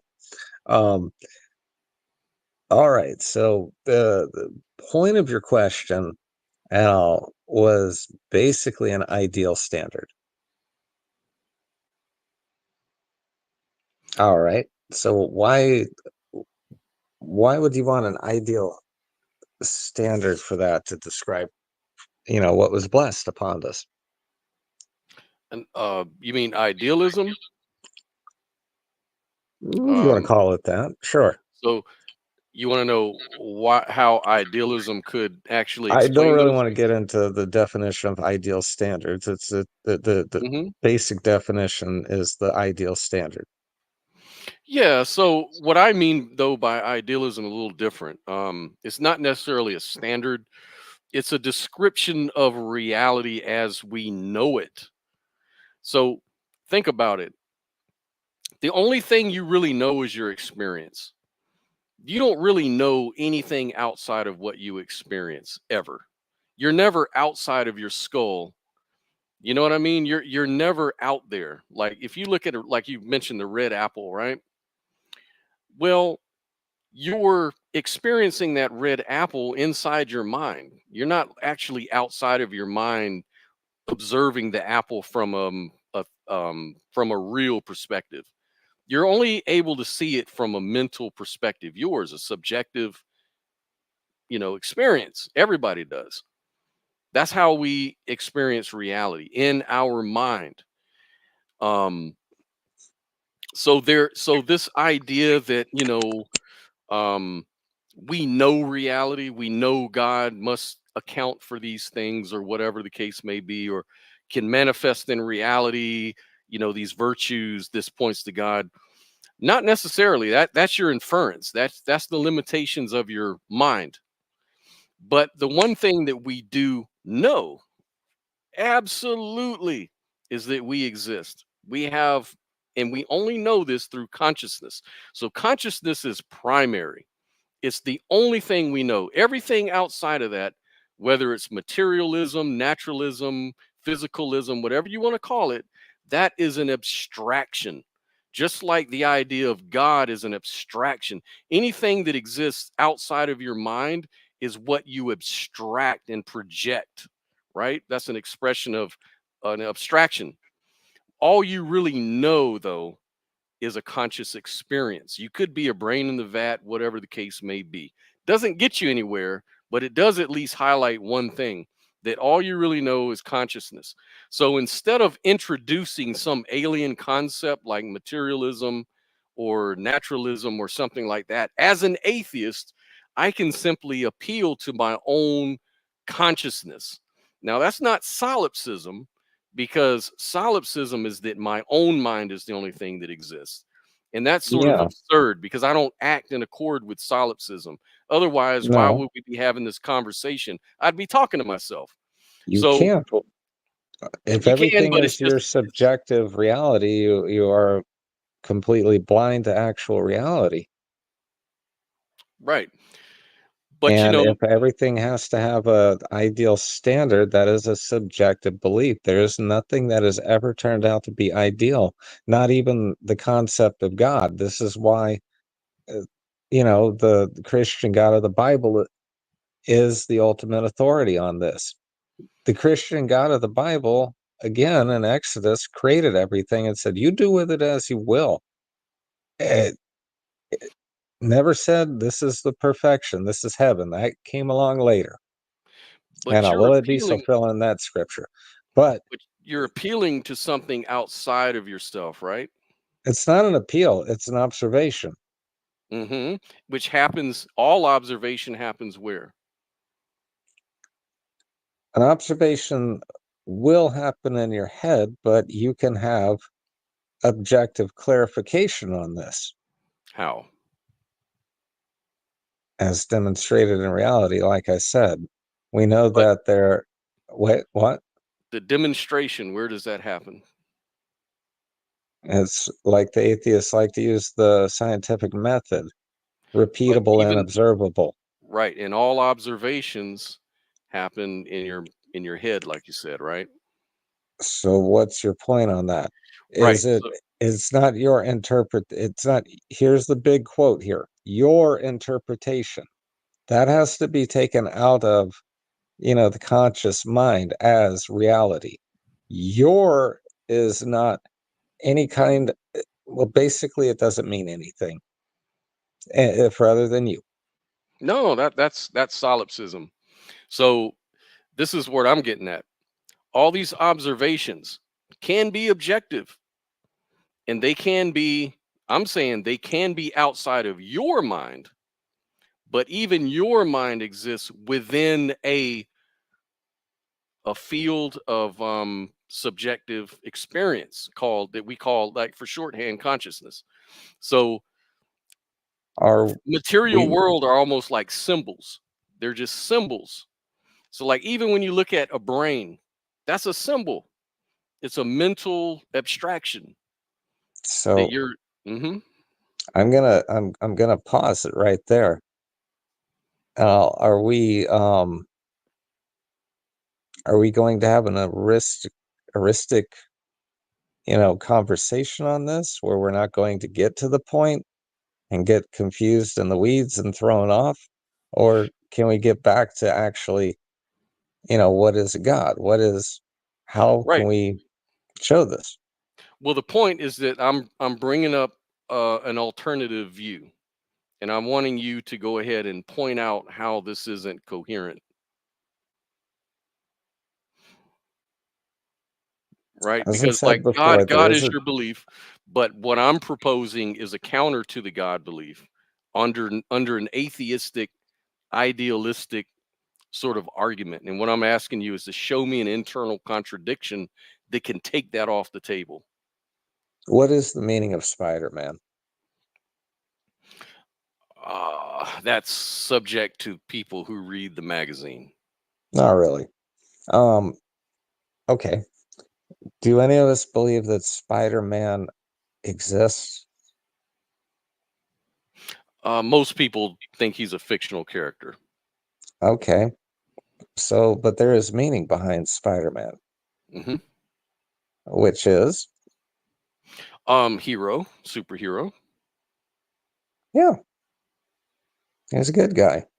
hmm He, he delivers a message that even the, scrawniest little peon and all can do great things. And he didn't, first time he was on top of a building and all, he took a leap of faith now, didn't it? Am I going to be Mm, able to shoot spider webs out and swing around and be like, hell yeah? I think I see what you're saying. So you're Okay, saying that so it's that's sort of the it's an agreement. It's an objective thing that we can mhm. all agree on. Okay, that Yes, makes and it sense. manifested in reality. You know, Okay. his that belief is what caused him, to do spectacular things. Now we all, yes, Spider-Man. We're not cutting teeth on it, Mm-hmm. but that's the meaning behind Spider-Man, and that is the essence of God. Gotcha. Gotcha. Okay, my personal thing.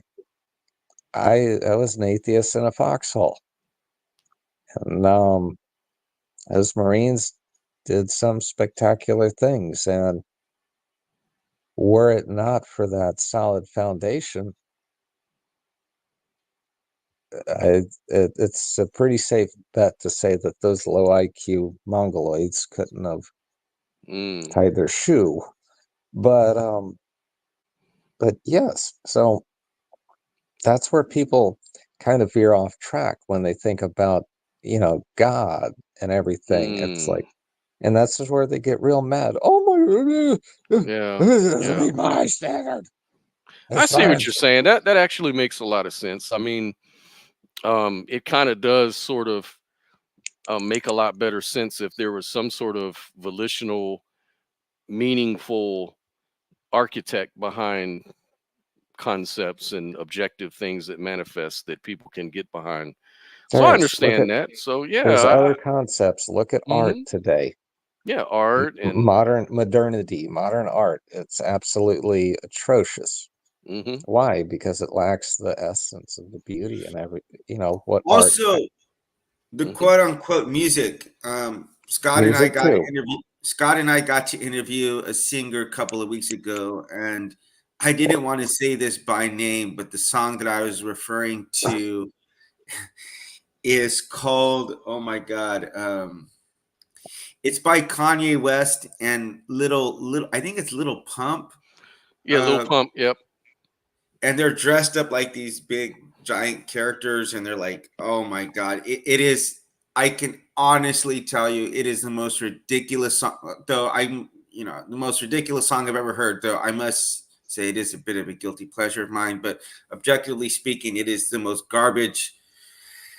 Yeah, there's like no logical connection between the song or the music video, and it's just absolute just nonsense, but it has hundreds of millions of views. So yeah, You don't music get and it. movies.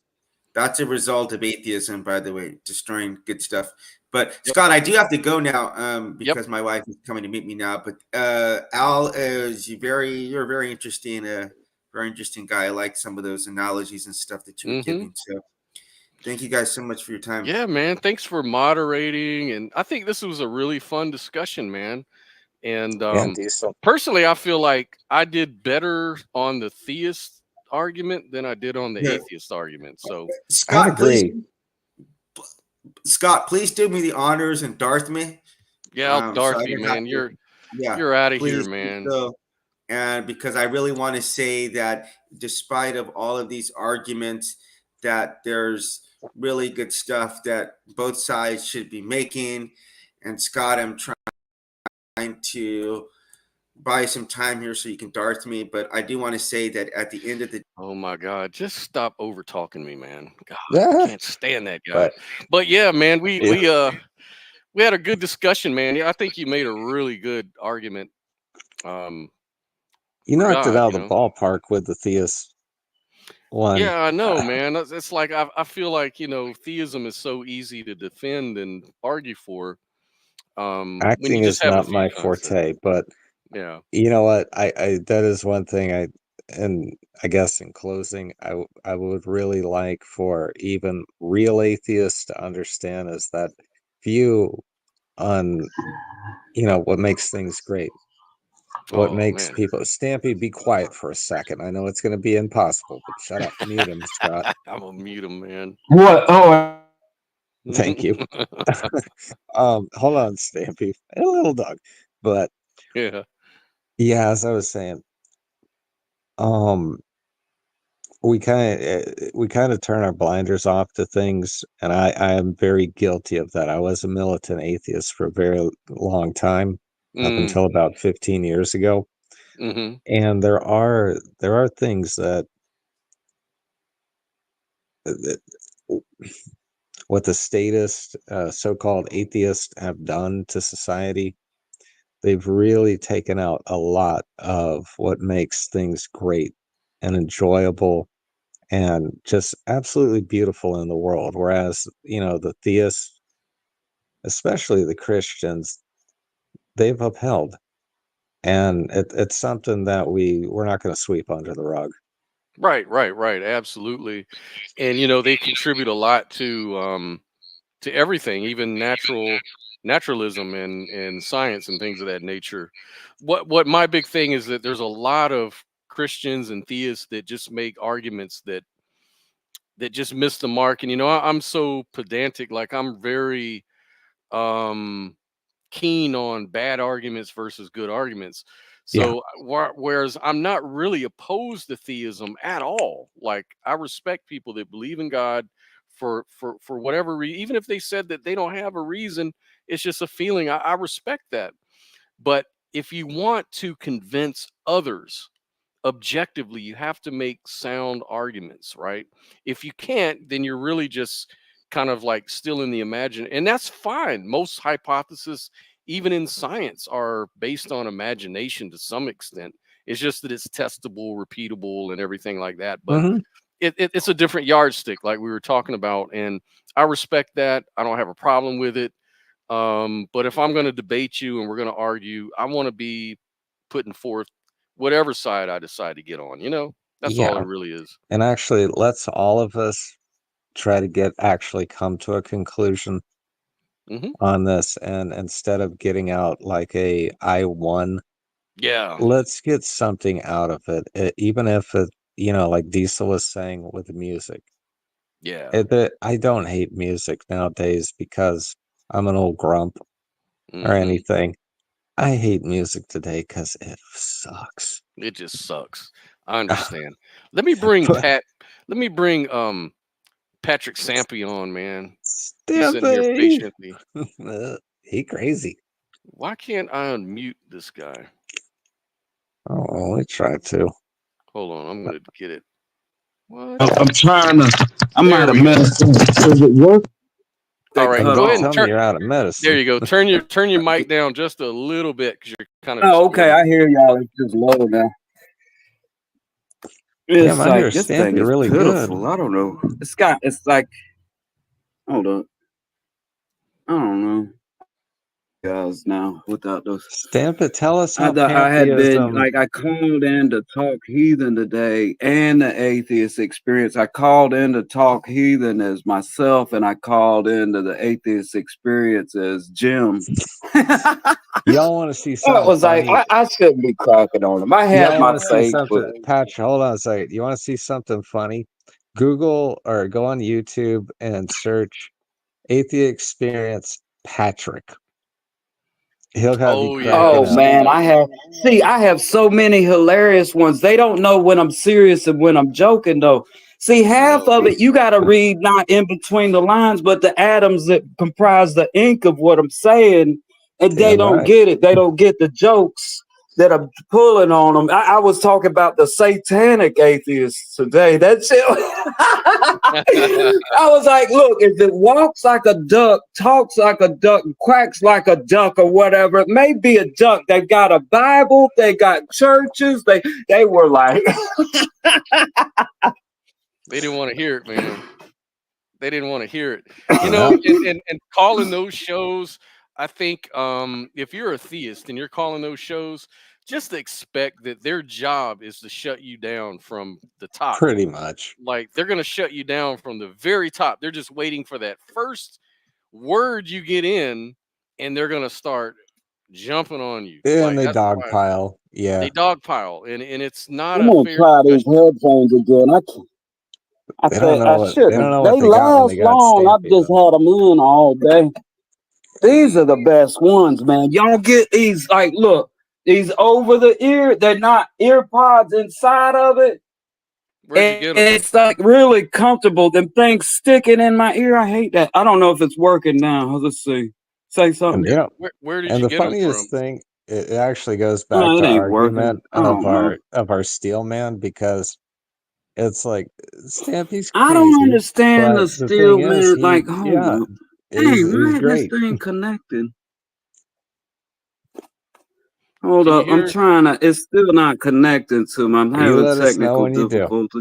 I'm gonna mute him. But yeah, like even I'm Stampy, it's trying like to get he it. doesn't hurt anything. Do the Christians hurt anything? No.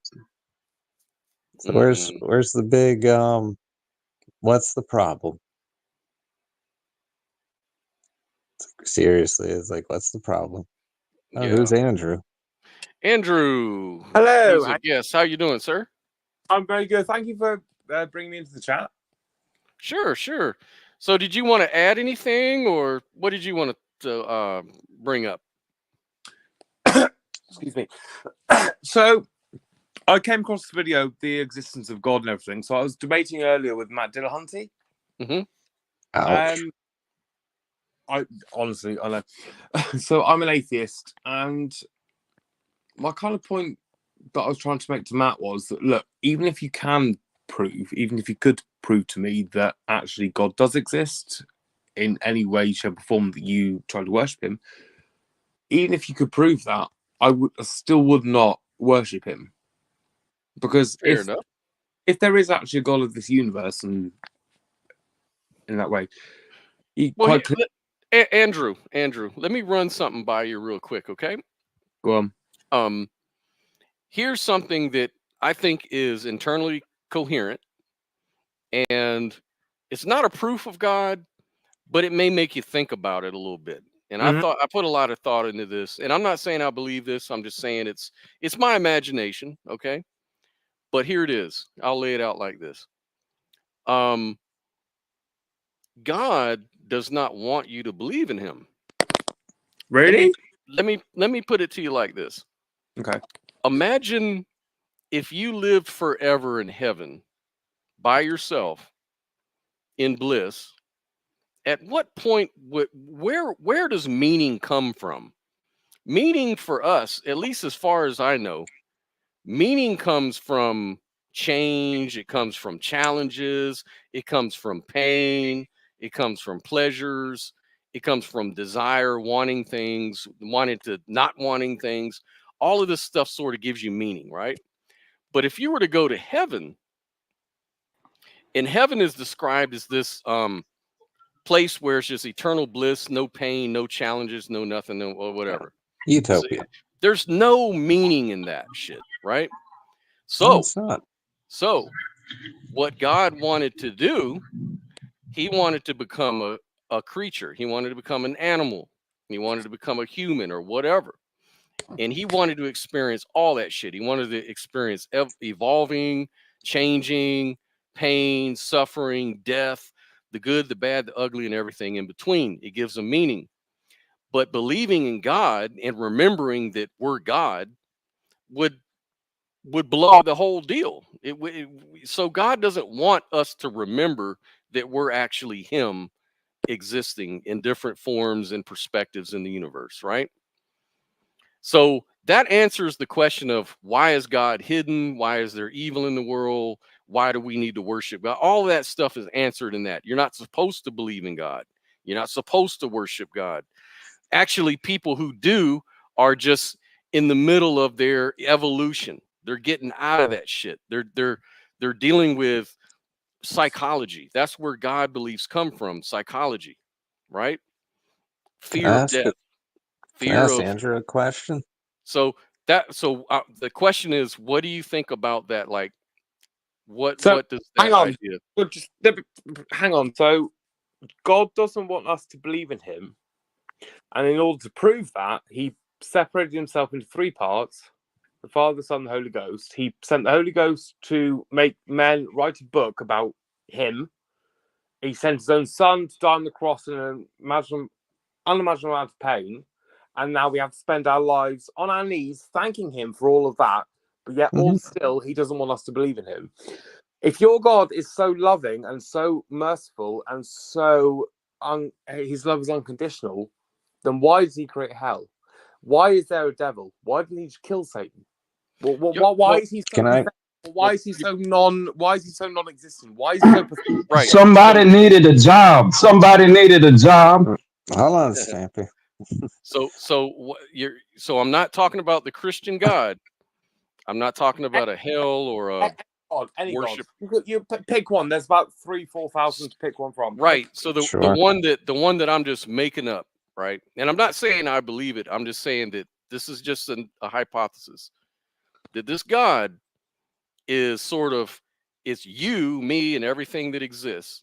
In other words, every conscious sentient being that suffers, that has pleasures, that grows, changes, evolves over time, that's God himself, fractaling himself off into other living beings just to have meaning, just to find meaning. That's the only purpose. Not to find worship, not to find hell or punishments, and for those who don't believe and blah, blah, blah, blah.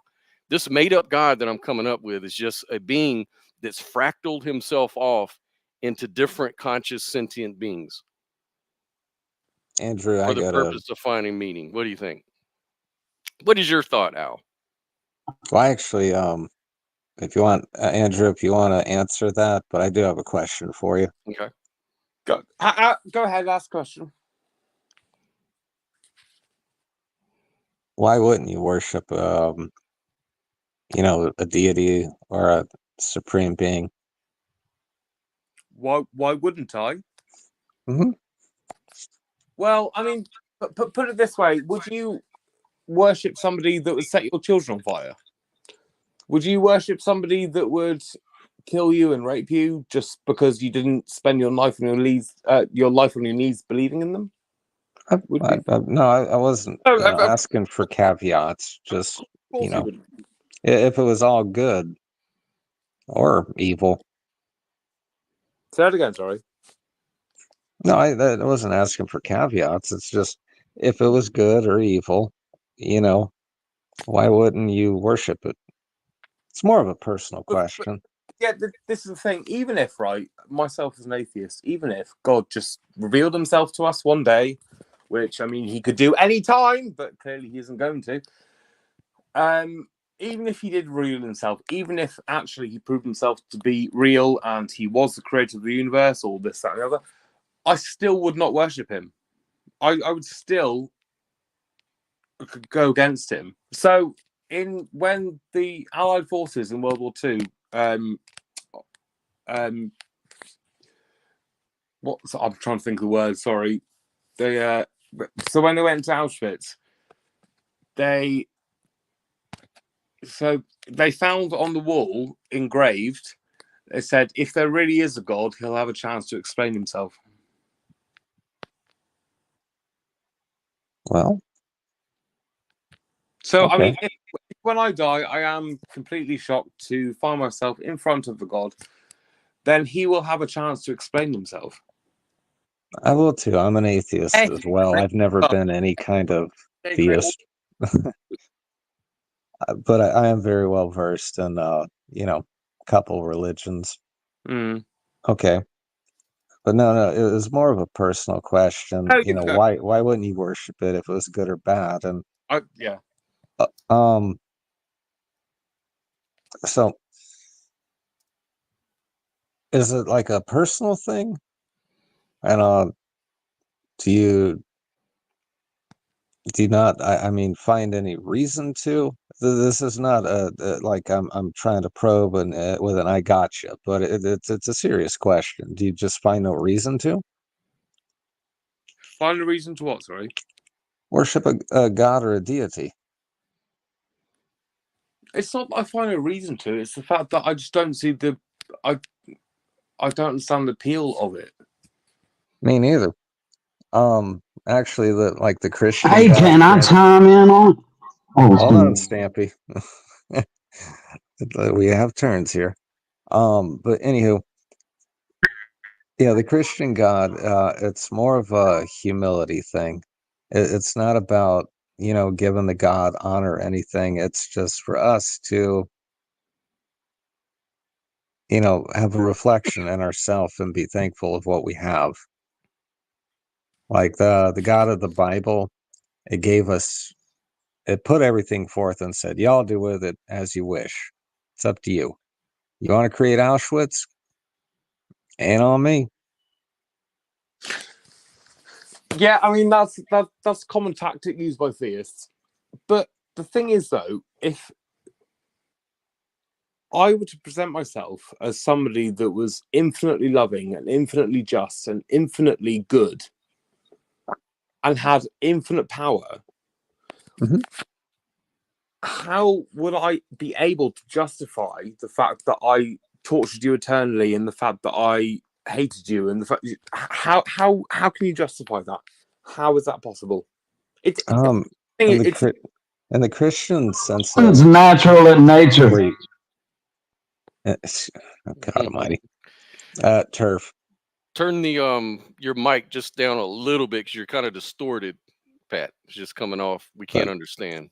Anyways, as I was saying, I Andrew, did have the volume cranked all the way up. My bad. Patrick, we Okay. have turns. Okay. Anywho, Andrew, the Christian concept of that, the heaven, the hell, it's something that you can create on earth. And if you create it on earth, that is your reward. Kind of like heaven, for instance. Would you agree? Would I agree that you can create heaven on earth? Yeah, you could create heaven on earth, Yes, you can. Yeah. which will get you, I guess, eternal reward. Like I said, I'm an atheist. Mhm. But if you create hell on earth, you go to hell. So it's kind of up to us. It's that in their terms, that's what free will is. Yeah, True. but why is it up to us though? I'm sorry, but Because it was a gift to the us. entire world and I created a load of sentient beings, I would not give them the choice. I would not give them the opportunity to be condemned Mhm. to an eternity of pain and torture and suffering. I wouldn't. I'm not capable of that. I've done bad things. We all have. But I would not be capable of creating something, having complete control over them, and then sending them to an eternity of torture because they didn't spend their life on their knees worshipping me. I just would not be capable of that. Well, Sorry, but that anyone that believes in a God that is capable of that is immoral. agreed. Totally immoral. Agreed. That's why the God of the Bible stepped back and he said, I give you dominion over everything. I give you free will. No, but he didn't give us dominion, though. He has dominion because he is all powerful. He could, but that's why he stepped back in Genesis. It is Yeah, yours. but okay, so if you step back, then he's not all powerful. He's not omnipotent. He's not omnipotent. He's none of that. He's not. Why? He made a Why? choice. Well, I He don't said, understand that part, Andrew. Like, I'm an atheist, but that kind of doesn't make sense. Like, if there is Because this if he step God, back, and if he's all seeing and all knowing, then he knows what's going to happen. He knows that I am destined, according to him, according to the doctrine, that I am destined to end up in hell. I'm homosexual. I'm gay. That apparently is a sin. So I'm destined to end up in hell. There's no doubt about that. It's in the Bible. It's in the Torah. It's in the doctrine. So why did he create me like this if he's all powerful? well, I think that with the fundamentalist sort of Christians, they may talk about that like that. But there are a lot of theists like universalists, and I think even with the Jewish Orthodox Jews, they don't believe in things like hell and souls and things like that. Yeah, they don't believe in hell. And why don't they believe in hell? Because their religion was Sheol. formed. Yeah, I think the Jewish term was translated Sheol, which is grave. So like the forefathers sleeping forever or whatever, indefinitely. You'll go to sleep with the forefathers. In other words, they believe in eternal annihilation rather than, but the good people get resurrected in the next life, according to the Orthodox Jews and Messianic Christianity, right? But so I guess what I'm saying is like under hell and under that doctrine, yeah, it's hard for me to argue for that if I was to take the Christian position, but not so easy under the annihilist sort of worldview, because then our life is but a vapor, as they say. It's like within in the time span of eternity, this little short 80 years of our life is nothing compared to forever, right? And so anything that God allows, whether it's evil, pain, suffering, sin, these things could be for a morally sufficient long run goal. We don't know. Yeah, but there's a lot of people that look at things in a deterministic viewpoint, and which for the majority of theologies, it really doesn't apply. It really doesn't. I understand that. That's why, like if God is the first cause, obviously determinism is automatically going to follow. If God creates and causes everything, then everything is grounded in that first cause. We're still in that causal chain. And so free will is sort of off the table in a sense. Yeah, this is why I keep referring back to Genesis there. Yeah. And the God's all powerful and all knowing and everything, but I guess the little experiment that it tried to do, and I was like, hey. And good. Pat makes a really good point in the chat.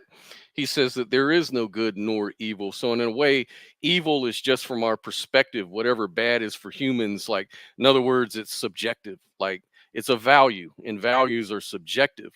And so it's hard to kind of pin that on God because we're the ones who decided what's evil and good because of the way it makes ourselves feel. Maybe if we have a God's eye view, these things we think are evil actually work out for the good. It's kind of like working out in the gym, like a really rough analogy. If we're working out at the gym, you're doing your curls and you're burning your arm muscles and it's really intense, but it's a good suffering, it's a good pain because you have a purpose for it. Now, if you had that same pain just arbitrarily during the day, it would be excruciating, right? So maybe the evil that we call evil in the world are actually like working out in the gym. There's a higher purpose to it in a God's eye view. Maybe that's an argument they could make. But I agree with Andrew on that point, and it rolls into the a lot of different theologies. It's like worship. I don't need your worship. Yeah, that part I don't understand. Andrew? Any being that needs worship is not worthy of worship. But go ahead, Andrew. Yeah. What do you think? I completely agree. If you require worship just for simply creating something or for giving life, then you're not worthy of worship. Right. Exactly. To Any that. leader, anything, entity, person, that seeks leadership and all, they do that to be worshipped. Right. And, And that's egocentric. And they're the worst leaders too. Mm-hmm. Here, hey, Allah, there you go. Yeah. Yeah. Or, all those Muhammad. Abrahamic gods, they're very egocentric. They demand worship at all times. They're not just Jesus. Well, that's debatable because Jesus said he's the way, the truth, and the life, and whoever doesn't come to me will not be saved and enter in through the gates of heaven. No, but will he burn said live forever. a virtuous life. Can I just make a point though? When you said ahead. that the Abrahamic gods are all egotistical, which they are, you are aware, obviously, that the Jewish God, the Christian God, and the Islamic God are all the same God. Yep. Oh, yeah. Same God. Yep. They're all completely same. And if Yahweh. Yahweh, yeah. Allah, they're all the same God. Canaanite gods, yeah. Yeah. And so Jesus, as is written in the Bible, is said to be one of three parts of the same God. So Jesus and Allah are the same person. But I question that sometimes because here's the thing. I used to be a long time ago. I used to be a Jehovah's Witness, and I also knew other bastard. And I knew other like other people like Messianic Jews and people like that that we conferred with. In these sort of organizations, these people did not believe Jesus was God at all. They believed God was, or Jesus was the Son of God. In other words, he was an divine incarnate Son of God, like a higher angel. So he wasn't the God. And never in the New Testament does Jesus call himself God. In fact, when they charged him with blasphemy, if you remember in that one verse, they brought him out to be stoned, and he was like, "For what good deed do you stone me?" And they said, "For you, a man, although he calls himself God, you will be condemned." And he was like, "Does not your scripture say ye are all gods?" So he was saying everybody's God. Yeah. So lowercase g, not uppercase. So he go, and then they backed off. They couldn't really stone him because he used their own scriptures against them. So I don't really know if Jesus himself or the old New Testament writers actually meant for Jesus to be a God. I think that was sort of a church council meeting that decided that would be the case, because it was an argument back in the 2nd and 3rd century. You know, after the writing of John, you know, if you notice, like Mark, Matthew, Luke, they sort of evolved. God, you know, Jesus became more and more divine through time. And so by the 2nd century, when John was written, Jesus was full-fledged God. But before that, if you look at Mark, the very first gospel, he was just a prophet. He was a divine person, and his Muslims will tell you that all day long. And so maybe the Jesus is God thing comes from the Catholic Church, I think. Yeah. It harks back to 2 points that we brought up, Scott.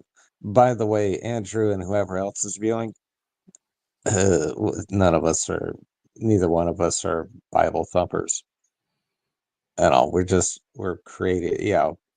We're just showing how to have an argument or more of a discussion, you know, in what we did there. But a topic that I really pointed out when I was playing devil's advocate as the Christian, you know, with the Spider-Man analogy was people don't understand that they're reading things too literally into the Bible. Way too literally. I think so. And I don't say that, I'm not saying that from a theological point. I'm saying that the culture at the time did not write in literal terms. They didn't have the scientific method back then, or the historical method that we do now. The Back best then, way to think everything about was, it, yeah. Yep. yes, the best way to think about That's it, not- it was They stories. did have the scientific method. Oh, say that again? They did have the scientific method. Oh, Kind really? of. Okay. And they openly chose not to believe it. So isn't it funny, though, that the Abrahamic religions, it all happened in a tiny little section of the Middle East where they had no knowledge of the outside world. They had no knowledge of, you know, how things happened. But yet, if you look at China in the same time as that, in 3,000 years ago, they were developing science. They were developing the scientific method. And then if you look at Africa and Africans, they were developing the scientific method. And all of them. However, isn't it funny, though, the God, the one true God, decided to reveal himself only to a small section of the Middle East where they had no knowledge of the outside world, where they had no knowledge of anything scientific going on. Great point. It funny? He decided to reveal himself only to them. That is a good point. Sam Diggity, hold on, Andrew. You made such a good point. I don't want to lose it. Sam Diggity, what do you think about what he just said, man? I'd say that, well, that depicts like a racist God, right? It has a chosen people.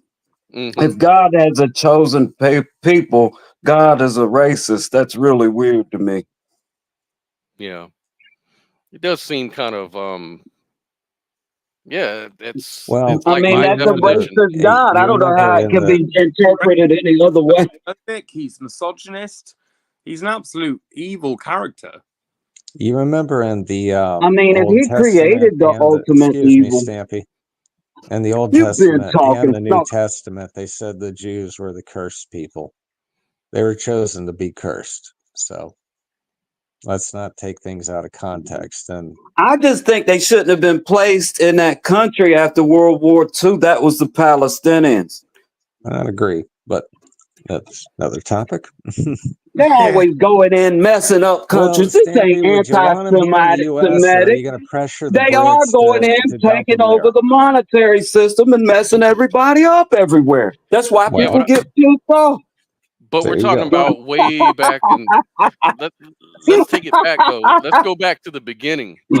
Like we're talking about the nation of Israel from the time that they supposedly came out of the nation of Egypt. Yahweh freed them through a series of curses and all of that kind of crap. Why did God choose those particular people as a special property of his? Why was that not sort of weird? And like Andrew said, the really good point that I didn't want to get lost was, look, other nations around there were doing science, they were doing, so many advanced things.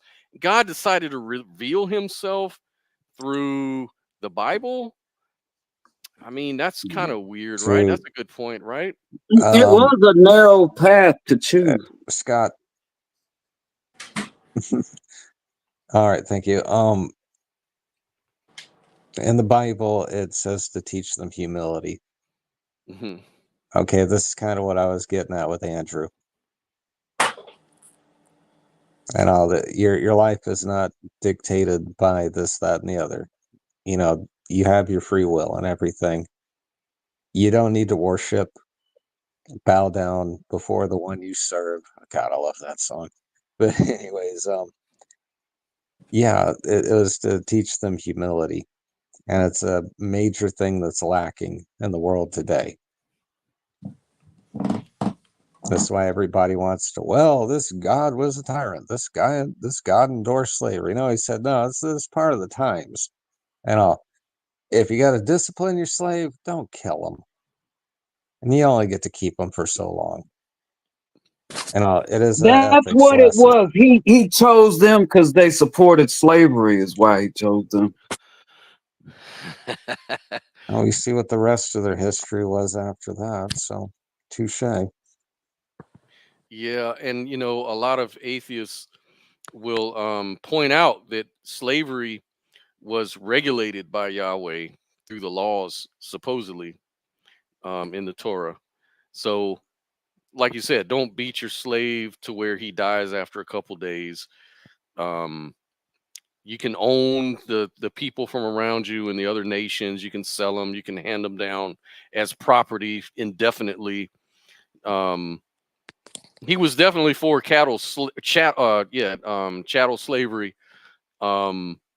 But the other argument is, hey, back then slavery was a commodity. It was the way to survive. It was the way to go. Like, it was even maybe looked at as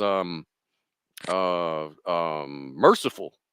Like, you defeat a country, and the only thing left are kids and women and a few young kids. What are they going to You're do? just gonna kill them? No, put them to work, man. Take them as slaves. Take the women as your fucking wife. Enjoy your booty. Yeah, And that but tell you everything you need to know about this. what? Hold on, what was that, Andrew? I said, and that should tell you all you need to know about this all-loving, all-merciful, great God.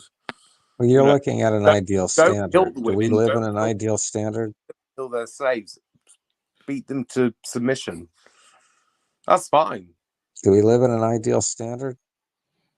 Hey, It's not the God point. is the ultimate egoist, though. Think about it. He's the Father, the Son, and the Why Holy do I do Ghost. this? It doesn't sound like any female in that. That's kind of out of balance. But like beyond that, he created himself. Well, he had himself come down, his son, which is part of himself, as himself, sacrificed himself to himself. It's hilarious.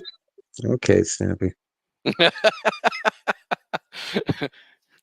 So, I guess the point that a lot of people make is that we now, and I'll be honest, this is sort of like presentism. We judge the past by the standards of today. Like, if someone used, Which you like, if can't. you look at like Huckleberry Finn, where they use the N-word in Huckleberry Finn, and then so now all the schools want to ban that book because how dare they use the N-word? Well, back then the N-word was just not a bad word back then. That was just the way it was. Oh, and Right. now it's a term of endearment And amongst the right. blacks. And also it's a term of, if you're white or if you're of another race, you say the word, you can get beat up and nobody's going to help you. Like, that'll justify it. So We live in different times. Unless you're Times Drake, change, times evolve. Drake can get away with it. Yeah, but not me or you. And so when It's we like look at slavery, Latino, and he's like mixed. Scott but Nix. when we look at slavery, so when we look at slavery in the Bible, people use this fallacy of presentism to say, "Oh, look how evil the Israelite nation was. Look how evil the Egyptians were. Look how evil the Africans were back then. Look how evil the Chinese were back then, because they were all selling human beings to make society better somehow, right? But see, that was a different time and place. So for them, they weren't intentionally evil, perhaps, and that's why the Bible would have a God character that could go along with that, because at that in that social climate, in that conscious climate back then, slavery wasn't bad. In fact, slavery was just normal. Well, that begs the question of how Hey, do you what about apply an it to today? arbitrary topic? Do y'all So, think we're gods to Stampy, for the animals? love of I God, think the animals might think we're gods. Andrew. Animals think we're gods to them. Do y'all think that's true? Yeah. Well, So let's let Andrew, Al finish what he was saying first. Go ahead, Al. Andrew, My bad. the question is how can we make the Bible's ethics applicable today? Well, I mean, it's a very good question. So, I mean, theists have this whole idea of objective morality.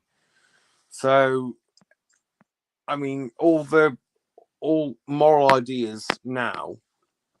So, being kind to one another, they say, well, it all comes from the Bible, all stems from the Bible. Well, it doesn't. Nobody uses objective morality.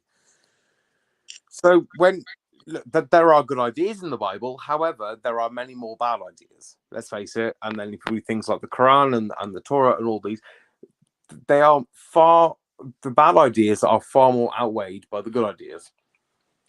So if you want to live your life by the morals represented in the Bible, fine, carry on. However, don't complain, don't cry, don't bitch about it when people say, actually, what you think is wrong. Okay. Can we take the Bible out of this? And I want to interject Aristotelian ethics. This has no kind of religion, dogma, or anything. Actually, the Bible leeches off of that. What's wrong with those? What's wrong with what, sorry? Aristotelian ethics. Sorry, describe that to me. Oh, Aristotle. Right. He has a book on ethics. It's pretty much observed what virtuous ethics are throughout all of society across the globe, that had written language. Mm-hmm. The Christians put it in a book. I call it the Ethics for Dummies book. I used to say it in an insulting way, but it come to find out it truly is. And it works. But what's wrong with that? Because it's the same ethics.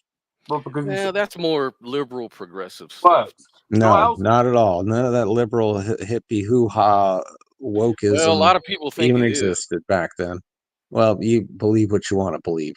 Yeah. Well, I'm saying other people would take it that way because Mhm. it simply pushes those, like equality of outcomes and things like that. But anyway, Not in the no. What? okay. But Aristotelian ethics, right? From what I understand, it's sort of like a moral philosophy, and it focuses on avoiding bad things and developing virtue, right? Um, and it sort of like wants to put that onto. I mean, I guess maybe that's an extrapolation from it, so maybe I'm wrong about that, but it does kind of talk about personal responsibility, though, too, like No, you're personal moral completely wrong. responsibility. You don't think Aristotle believed people have personal responsibility? You can see it anywhere. It's nomenclature ethics. Hmm. I'll put it in the chat. But no, you do have moral responsibility, or excuse me, ethical responsibility. Okay, but it is applicable for whatever time. I see. Okay. You know, the Bible, like I said before, it's written in metaphor. So all this cherry pick, well, he endorsed slavery. A lot of that, he allowed slavery. No, let's look at the actual message behind that. And don't kill him. Don't, you know, if you have to do it, do it. But you can clearly do this crap on your own. So that's where I find the disconnect with a lot of people that like to crap on the Bible.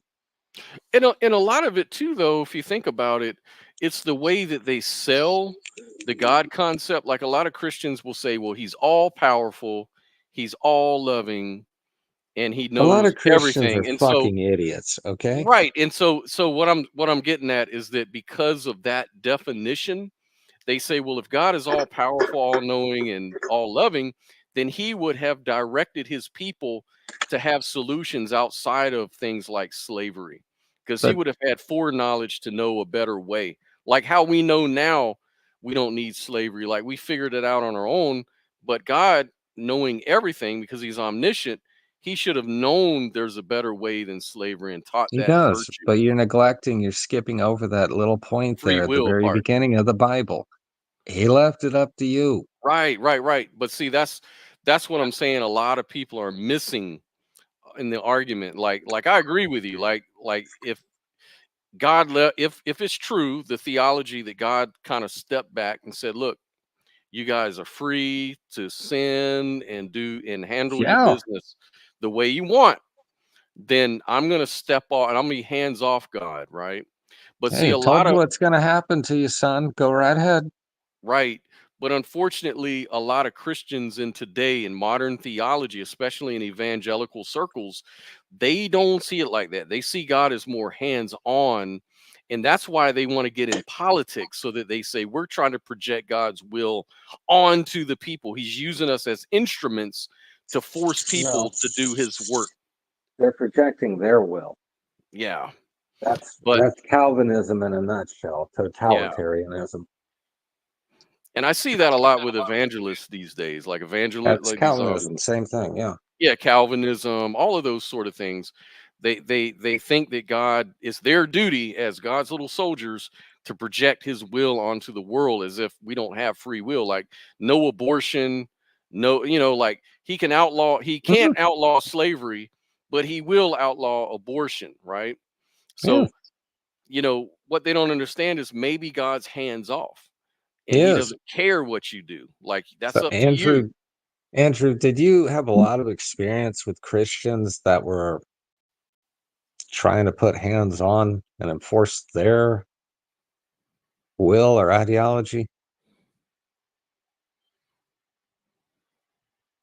Andrew? Okay, I guess we lost him.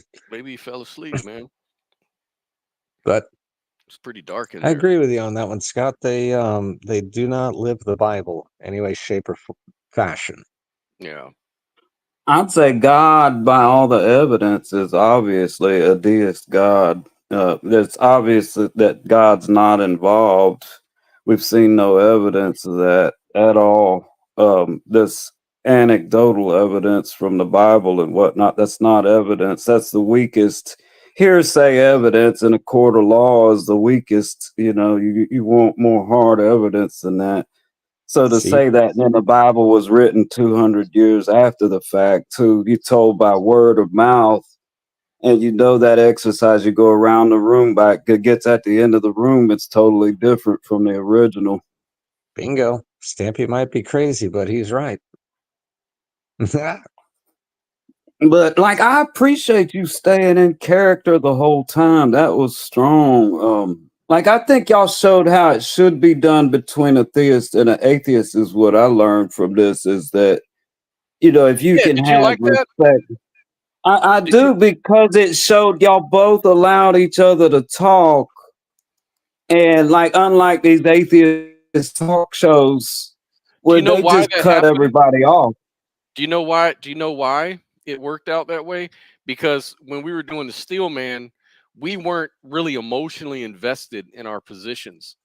Like Yeah. we were just being strictly by the book, going over the thing like that. Like we're kind of dead inside when it comes to those things. And I was even telling somebody the reason I wanted to do this with Al is because I kind of knew he was sort of the same kind of guy I was just by observing you, Al, on in the group, discussing it with other folks, and then you've been on my show before too and stuff like that. So I kind of knew he was in my lane, so to speak. Like he wasn't too invested in this shit. So when you're not too invested in it, you don't really get emotionally triggered by a whole lot of stuff. Like Yeah. you can You be can look at wrong the and it's crux of okay. an It's like, argument. good, I'm wrong. Great, cool. Show me how I'm wrong again. Like, is there more things I'm wrong about? Maybe there's more. Mm, Like, it's okay. But when you're emotionally invested in your beliefs, like atheism or something like that, you're going to be real defensive and mad all the time about it because you want people to believe what I believe. You know what I mean? Um, just use yeah. sound It's those epistemology. core values.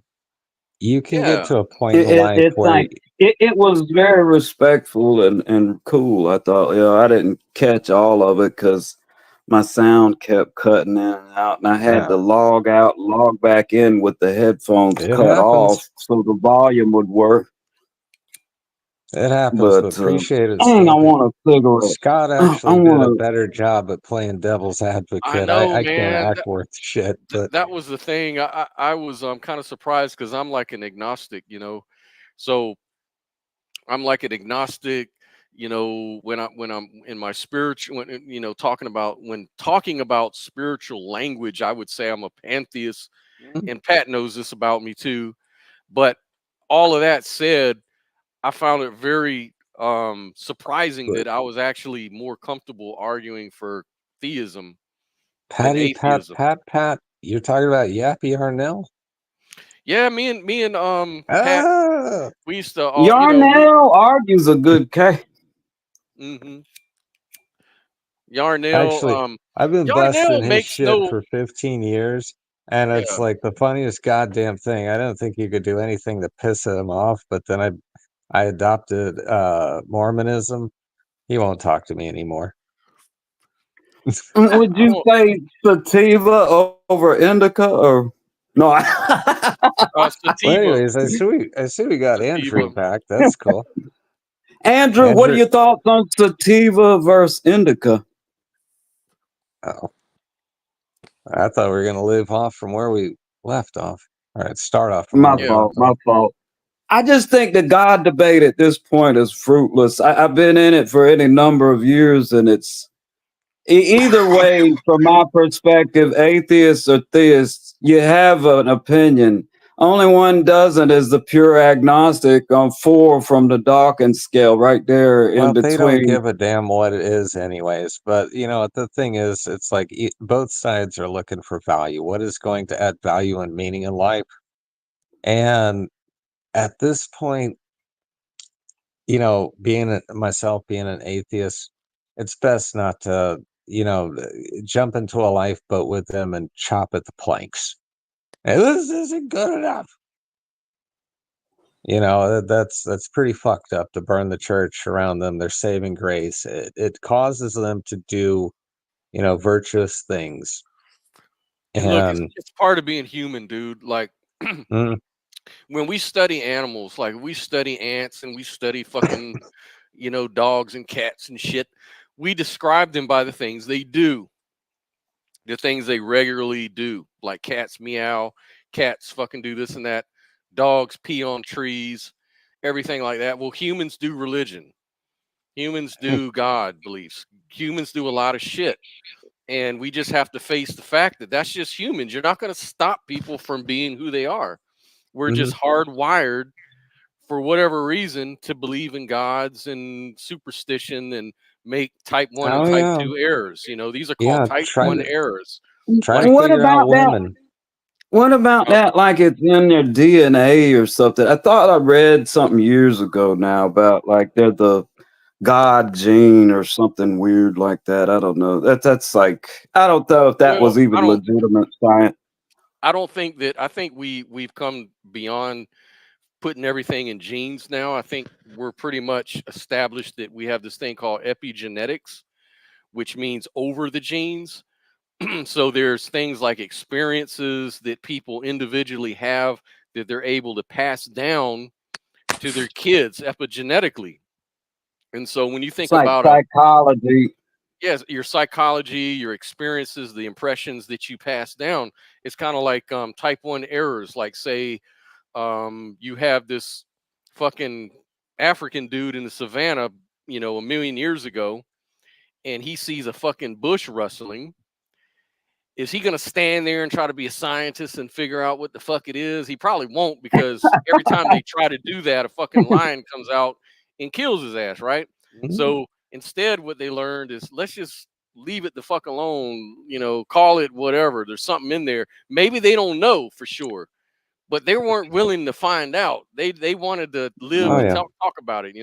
And so this type 1 error got handed down to us epigenetically through the generations, to where now we believe in things like what's behind the mystery. Like Well, there's some entity behind the mystery. It makes sense to yeah. me. It's the mind poison. I think it comes Go down to ahead. that, like it's basic psychology 1101. It wouldn't be 101 because college you're gonna be using 4 alphanumerics. But Don't even bring up college so nowadays. That's you, but look, it's like you just can't say. It's just I don't know. I forgot what I was just gonna say, but suffice it to say, there's no way either way. It's faith to me. From my because I was agnostic. I believe you're born agnostic because you have no knowledge of God to accept or reject that concept. So, from my perspective, everyone's born agnostic. That's right. 4 on the Dawkins scale, just unaware of the You're concept. So you can't reject it or accept it. You're just you have it. That's no faith. You're born with no faith, Stampy. I would say. Stampy, you're a pantheist, so everything makes sense to you. But I mean, Andrew's back. I Can you would hear say us, there Andrew? is Shut up no for a good or second, Stampy. evil. Look, there is no good or evil, really. I mean, what we consider good, we eat a good steak. Well, that's evil to the cow that got killed. From our perspective, we put our perspective as tantamount. Like it's a Yes. real egocentric worldview. Like, and then the theory of evolution, they show that just from the human perspective, from apes coming up, and it's not about us. It's not even about humans. It's not human evolution may be part of it, but it's everything evolves. The universe itself evolves. Can You know, someone win the lotto so we can give Stampy a lab? Man, that'd be cool. Hell But yeah. look, he's making a point, and one of the points he's making is that we're born a certain way, and then we develop certain ways of understanding reality around us. Like, We are do. you It's familiar beaten are you into us. familiar with object permanence? Like the fact that we know certain things are permanent in the world outside of us, right? Like they're solid permanent things. This understanding of objects and people, having, you know, permanence, and they're there even when they're hidden out of sight, doesn't really become apparent to us until we're like 10, 11 months old babies. Yeah. But It's, they try to it's genetically something that nature has given us in order to survive and absolutely. And procreate. but that Not is what necessarily that it's true. Ultimately, it's true enough. It's true enough to where it helps us survive and do it our job. works. But It works. we And know for 100% fact that when we take that we science uses tools to get beyond that. That's why they do that. That's why they never rely on common sense or just seeing things, vision, hearing, like the things that they really want to study that are well beyond. If you really want to reduce shit and understand where do things come from, you have to go into domains that aren't even similar at all to your normal experience, and that's just science. And so he's Patrick's got a really good point. He's saying that we make all these we have all these really solid beliefs about reality, like we really know what the truth really is. Like we believe God is real and Jesus died and was resurrected, much less, we don't even understand what solidity is. It's like it until I mean, recently, you're trying to figure out what your hand is as a baby. The baby's looking at its hand going, what, it's like tripping on its own hand, so you don't even Well, know a hand is. You don't have any concept of God, Yeah, yeah. no, you know what the thing is? This is something that we all should be fighting for. What is objective reality? Because there's on both sides of the spectrum. We have the evangelical Calvinist thetards trying to, contort reality into their image. We have the state worshipers, secular state worshipers trying to contort reality into, their ideal standards. And everybody involved, even if we tell them, go fuck themselves, they get in power and we get fucked. Yeah. I So mean, it's quite frankly, enough is enough. All right, you want to, grasp your God blanket and make the world a better place. When you wake up, go fine, do it. mhm, Fine, go do it. You want to be an atheist, you want to, nitpick everything and say that God doesn't exist and I got a million reasons why. Great. But it's all the fog in between, and it's not fog that mhm. washed in naturally. It's a bunch Yeah, of bullshit yeah, that we need to yeah. I mean, filter through, and hey, it's stuff that shut up, Stampy. There's I got there's nothing. We shouldn't have to do this in the first place. Right, The right. Bible is very clear on ethics. Um, being an atheist is pretty damn clear. It just means we want to explore a little more. All this other hoopla that gets interjected in, all this crap about, oh, God's a slave, master, tyrant, la, la, la. Shut the fuck up. Yeah, for me, it's just sport conversation, mental masturbation. It Okay. is. That's all it It's is at the it's moment. it's it's just mental masturbation. And but the thing that I do like about it though is it does touch on the main thing that makes me interested in the whole discussion, which is epistemology. How How we do you come know to what you know the know? thing. Right. And when we can get people to think in sound epistemology, which we have to, like we talked about, we have to acknowledge that, we see everything that we talk about is ultimately an abstraction and we can be wrong. We're fallible people. Our minds are limited. We're always learning new things every day. And so it's part of the problem is we're just too cavalier about it all. People And want to contort reality and call that reality. yes, and make it reality. Like exactly. Exactly. There's So a it's that reason I moved thinking. up to the It's mountains and the woods to get it's away that from all the craziness. right. And it's that kind of thinking that is what's really fucking everything up, man. And if we can address that, then a lot of things are going to get better because it's going to be more humility involved. Those Yeah. values that you were talking about, humility and being a good person, staying away from things that make life bad and everything like that. And so I don't know if really God is necessary at the end of the day, but maybe God is what we call that thing that we're doing. So Certainly. If you want to call it God, that's fine. yeah, You know what, Scott? Here's the thing. I stopped asking people what their IQ was a long time ago yeah, because it's kind of blatantly obvious what most people's IQ is. yeah, And you do need a certain IQ to do this on your own. that's Be an right. atheist, a real atheist. Hmm. 162. And shut up, Stampy. But anyways, all right. So if you want to go on, I can put it into mathematical numbers. okay, you're guaranteed to be able to do this at 1:30. Guess what? That's 5% of the population of the entire world. Okay. So if you want the rest of the world, the 90 to 129, well, I always say 120, because you kind of get a choice about 120. Mm-hmm. Hey, Al, what about this? Be Check this. quiet, I I'm was not asking thrilled. AI. I got to ask you about this. Ask Hold in a up. second. It's go ahead So, with what you were saying.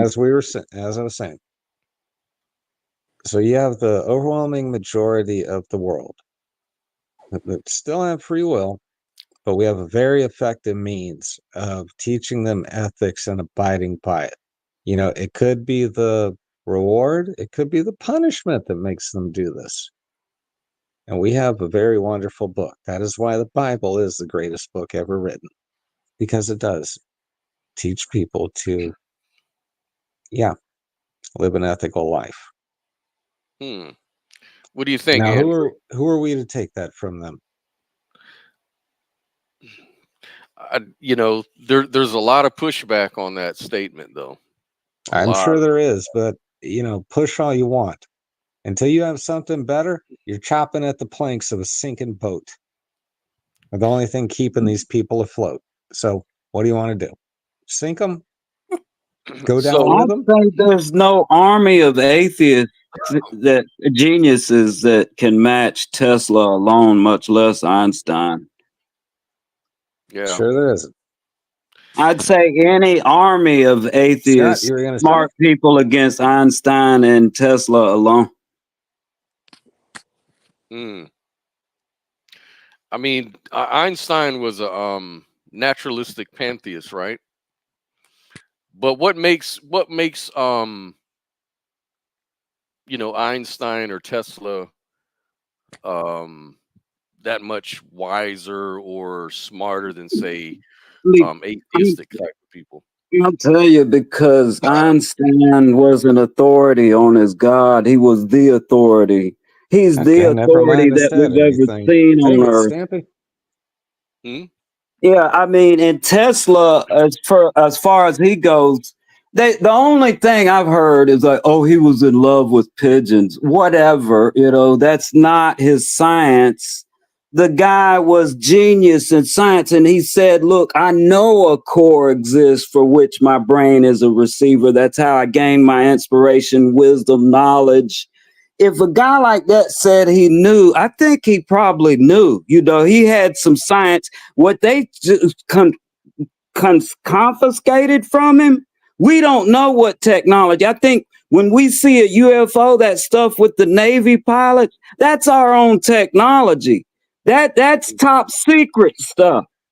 That's not UFOs, I don't believe. How is this applicable to what we were just discussing? I'm just saying, well, I go off on tangents, look, squirrel. But That's a Florida man see, for you. it all applies. Like you say, anything I'm talking about as a pantheist applies to God, whether it be evil or good or a piece of shit. It all applies. It's all applicable. It's just how you put the pieces together. It's real simple at the outset. The universe is God, but what that entails, that would be different from me to Scott. Each individual pantheist, I think it's an individual journey. That's why we don't have a group. At least you as an atheist have a group. We don't even have a group. There is no, they have a church. They got the Satanic Atheist Levian Church. They've got the 7 tenets. They got a Bible. Yeah. They go You and say lobby so. for Congress. They look like a dogma to me. Yep. And Anywho, you can't argue with that. no. So who are we to take? Who are we to take something away from people? That it doesn't. Doesn't that make us an asshole if we do that? Yeah. I mean, I'm an equal opportunity asshole, though. I'm equal opportunity with this. I don't discriminate. Y'all That's not know, about you, my yeah, man. y'all know from firsthand experience, I don't discriminate. Oh, same here. You've seen me on the groups. Yeah.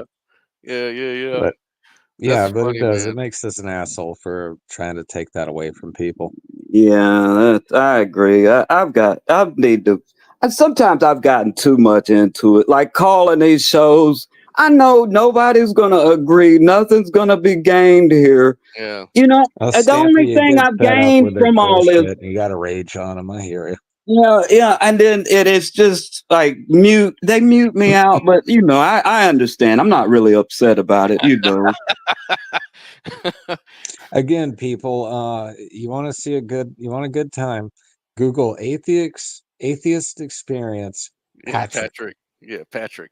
It may be under Jim, Bob, Joe. Well, there's other ones, but you don't know about Forehead. those I videos. forget where Stampy's from, Pensacola or something. Yeah, I called in as Ralph S. Mouse one time, but I didn't say. I said, just Ralph, but I was it's the thinking funniest Ralph shit. S. Mouse from It's the funniest shit. Beverly I need to Cleary. send Stampy a GoPro, and also I'll do the editing and all that, and just be like, call this show. I Okay. trolled Matt Dillahunty as a Christian named John from Florida, and that shit was funny, man. Oh my He was God! getting If you so can mad. He find was it, saying, yeah, "Shut up! definitely I'm share. talking right now. Shut up!" And the first time I called him, I was an agnostic, pantheistic, psychistic deist. Hey, the thing that kills me about the I atheist said, I was experience, like, that shit was hilarious. All right, hold Everybody on. thought I was serious, though, was the problem. I know, Wow. love it. The thing that kills me about the atheist experience is they're not atheists. They're state worshipers Yeah. masquerading Yeah. as atheists, Yeah. Yeah. and all it is just a round table, and let's chuck a goldfish on the table and yell at it. They just get too emotional about the shit. For me, it's like they're the kind of people that are very hyper controlling and sensitive type of people Very that they need sensitive. to very sensitive and don't want to really, at least that's the act they put on for the that's what they want their host to be. I've Like met them. that's the format. I've met them. Hey, I love They that. I hold on, love our. Stampy. Oh, go ahead. They have an atheist convention in Orlando, Mm, and I lived in Tampa most of my life, and when I hit eudaimonia, I wanted to find out how the hell I could share this. It's kind of like the Christians, I got to share this great feeling and everything. Same thing. yeah. And so I went to that atheist convention in Orlando, and I'm like, you fucking people are fucked up. You're a bunch of Yeah, monsters. I bet What they're the all fuck? fucked up. You're not atheist. Yeah, there's You're something else, more like man. a true atheist. Like I think somebody that comes to it naturally. I respect Yeah. that. Like, but these followers of Matt Dillahunty and stuff, these are like the dumbed down versions of atheists. It's like, They're downright dangerous. Atheist for dummies. I mean, Oh you my don't God. you don't want to come into it like that. If you come into it like that, you might as well go back to Islam or Christianity. Thank you. I Extremist hey, orthodoxy. well, they do. They usually most atheists used to be Christians, so they carry the mentality sometimes with them. I think, even if they as valid as their arguments may be, who am I to say? But they have like a very religious kind of attitude about it, where it's kind of weird. Well, Scott, they will make arguments against things, but they never offer a solution, if you'll Right. notice. Exactly. And Yeah, I we think do have go into this your thing called settings the and go into human your brain Scott, where we can. shut up, Stanley. Um, go into your go into your settings, turn your mic up to like 140, if you would. Who, Sam? And the way it comes through is a little low. Yeah. Let's just test it real quick. That's better Solutions. now. Solutions. About an hour Yeah, ago, Scott. man. God Yeah, is dude. with. We had church tonight, man. This was really great. Is Andrew, Mhm. you still there, man? I'd I like think to do a 30-minute with Andrew. Not tonight, Hey, though. okay. this one thing I'd like to say about the group Fight on the Fence there. I think a lot of people are hard in there. It's like I think it's evolved to where like people that are there now, it's not as divisive, it doesn't seem, as it has been at Oh point. yeah. And so I think, through that alone, that actually has helped me argue for my VA claim I'm probably about to get. I've Yeah. argued that Me shit and so good me from and being me in and them groups. me and Yarnell go at it all the time, daily, for a long Oh, time. It's Man, like, I know Yarnell you're. tricks you into reading the Bible. He'll have them Bible yeah, verses long. I was like, you're not tricking me like that again. Like I said, you want to see it funny, and I'll get into he won't even talk to me anymore. But it's like, yeah, show him how Baptists are a bunch of worthless. I am saved by grace alone, yeah, and I'll hit him with the Mormon. No, you actually have to do good deeds. It's right there in Matthew. Okay, son, don't cherry pick the Bible. yeah. He's He'll Hey, so stop talking to you. he's that's just a one word thing. salad king. That's one thing they do is like they get the first part of it right, accept Jesus. But the second part that a lot of them don't get is you just can't keep sinning and sinning. You're supposed to turn around and walk a new path. Now, I talked to a Oh, guy who got a doctorate in this Christianity. He agreed with me on this. The dude was working in the recovery center I was at. He's the recreational. He's got a master's in psychology as well. But like, no, he said, yeah, that is the thing. You can't just accept Jesus and you're done. You've got to walk a new path and really repent and try to live a new life. Now, you don't just, oh these yeah. people with blessed tattooed on their foot. No, you didn't get it because um you didn't reform. You're still out there sinning daily and you hadn't changed you didn't repent at all. Right. And that's the like, Well, yeah, see, like a that's true Christian, I respect that. but see, Yep. they believe that it's by grace, not works. It's faith that saves you, not your works. You can't do. There's nothing you can do to earn your love from God. There's nothing you can do to surpass what Jesus did on the cross. So they feel Yeah. like it doesn't really matter what I do. What really matters is that I put faith in Him that died for me. That's what they feel. That's why they come with this hypocritical behavior Yeah, they're because lazy. they're If it's lazy, hey, man. if it's true, if it's true, what Jesus taught and everything, I think, and in the Bible, then what's gonna happen to them is they better dress light because when they get up there, they might be going somewhere a little more hot. Yeah, Yep. But how do they know? Like, how do they know they're still forgiven by God and they're going to heaven? it Unless you're says a in the Calvinist, Bible what like you if got you're to a do. You Calvinist, don't Because just. they're blessed, and they know they're blessed. yeah, Oh, it they just sounds have a just like the feeling. Catholics that they abhor so Yeah, much. yeah. They Hey, Oh, just I have all was I got to do is baptized. beg for I was forgiveness, and I'm baptized forgiven.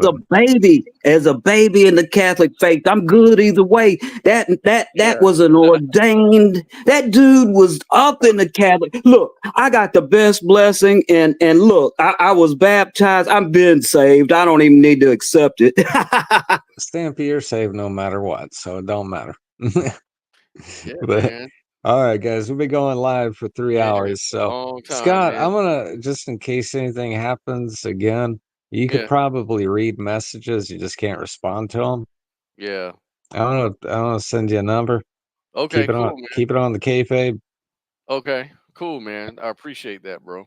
Stampy, Jesus Christ, I usually go to bed at 10, but it's 11. I Oh yeah, it's time to go go to pound Sorry bed. fence about that. posted I when I didn't mean get to up. carry. I just trying to get to your sleep deprivation, and then you'll come to God. See, you'll be all out of it and dizzy and hazed. Then you're gonna I'm wake up dizzy and hazed tomorrow. now. I'm drinking the ambrosia. All right, guys, man. I'm out, man. All Peace. right. Thanks, Y'all be Scott. We'll good. see you next time. All right, brother.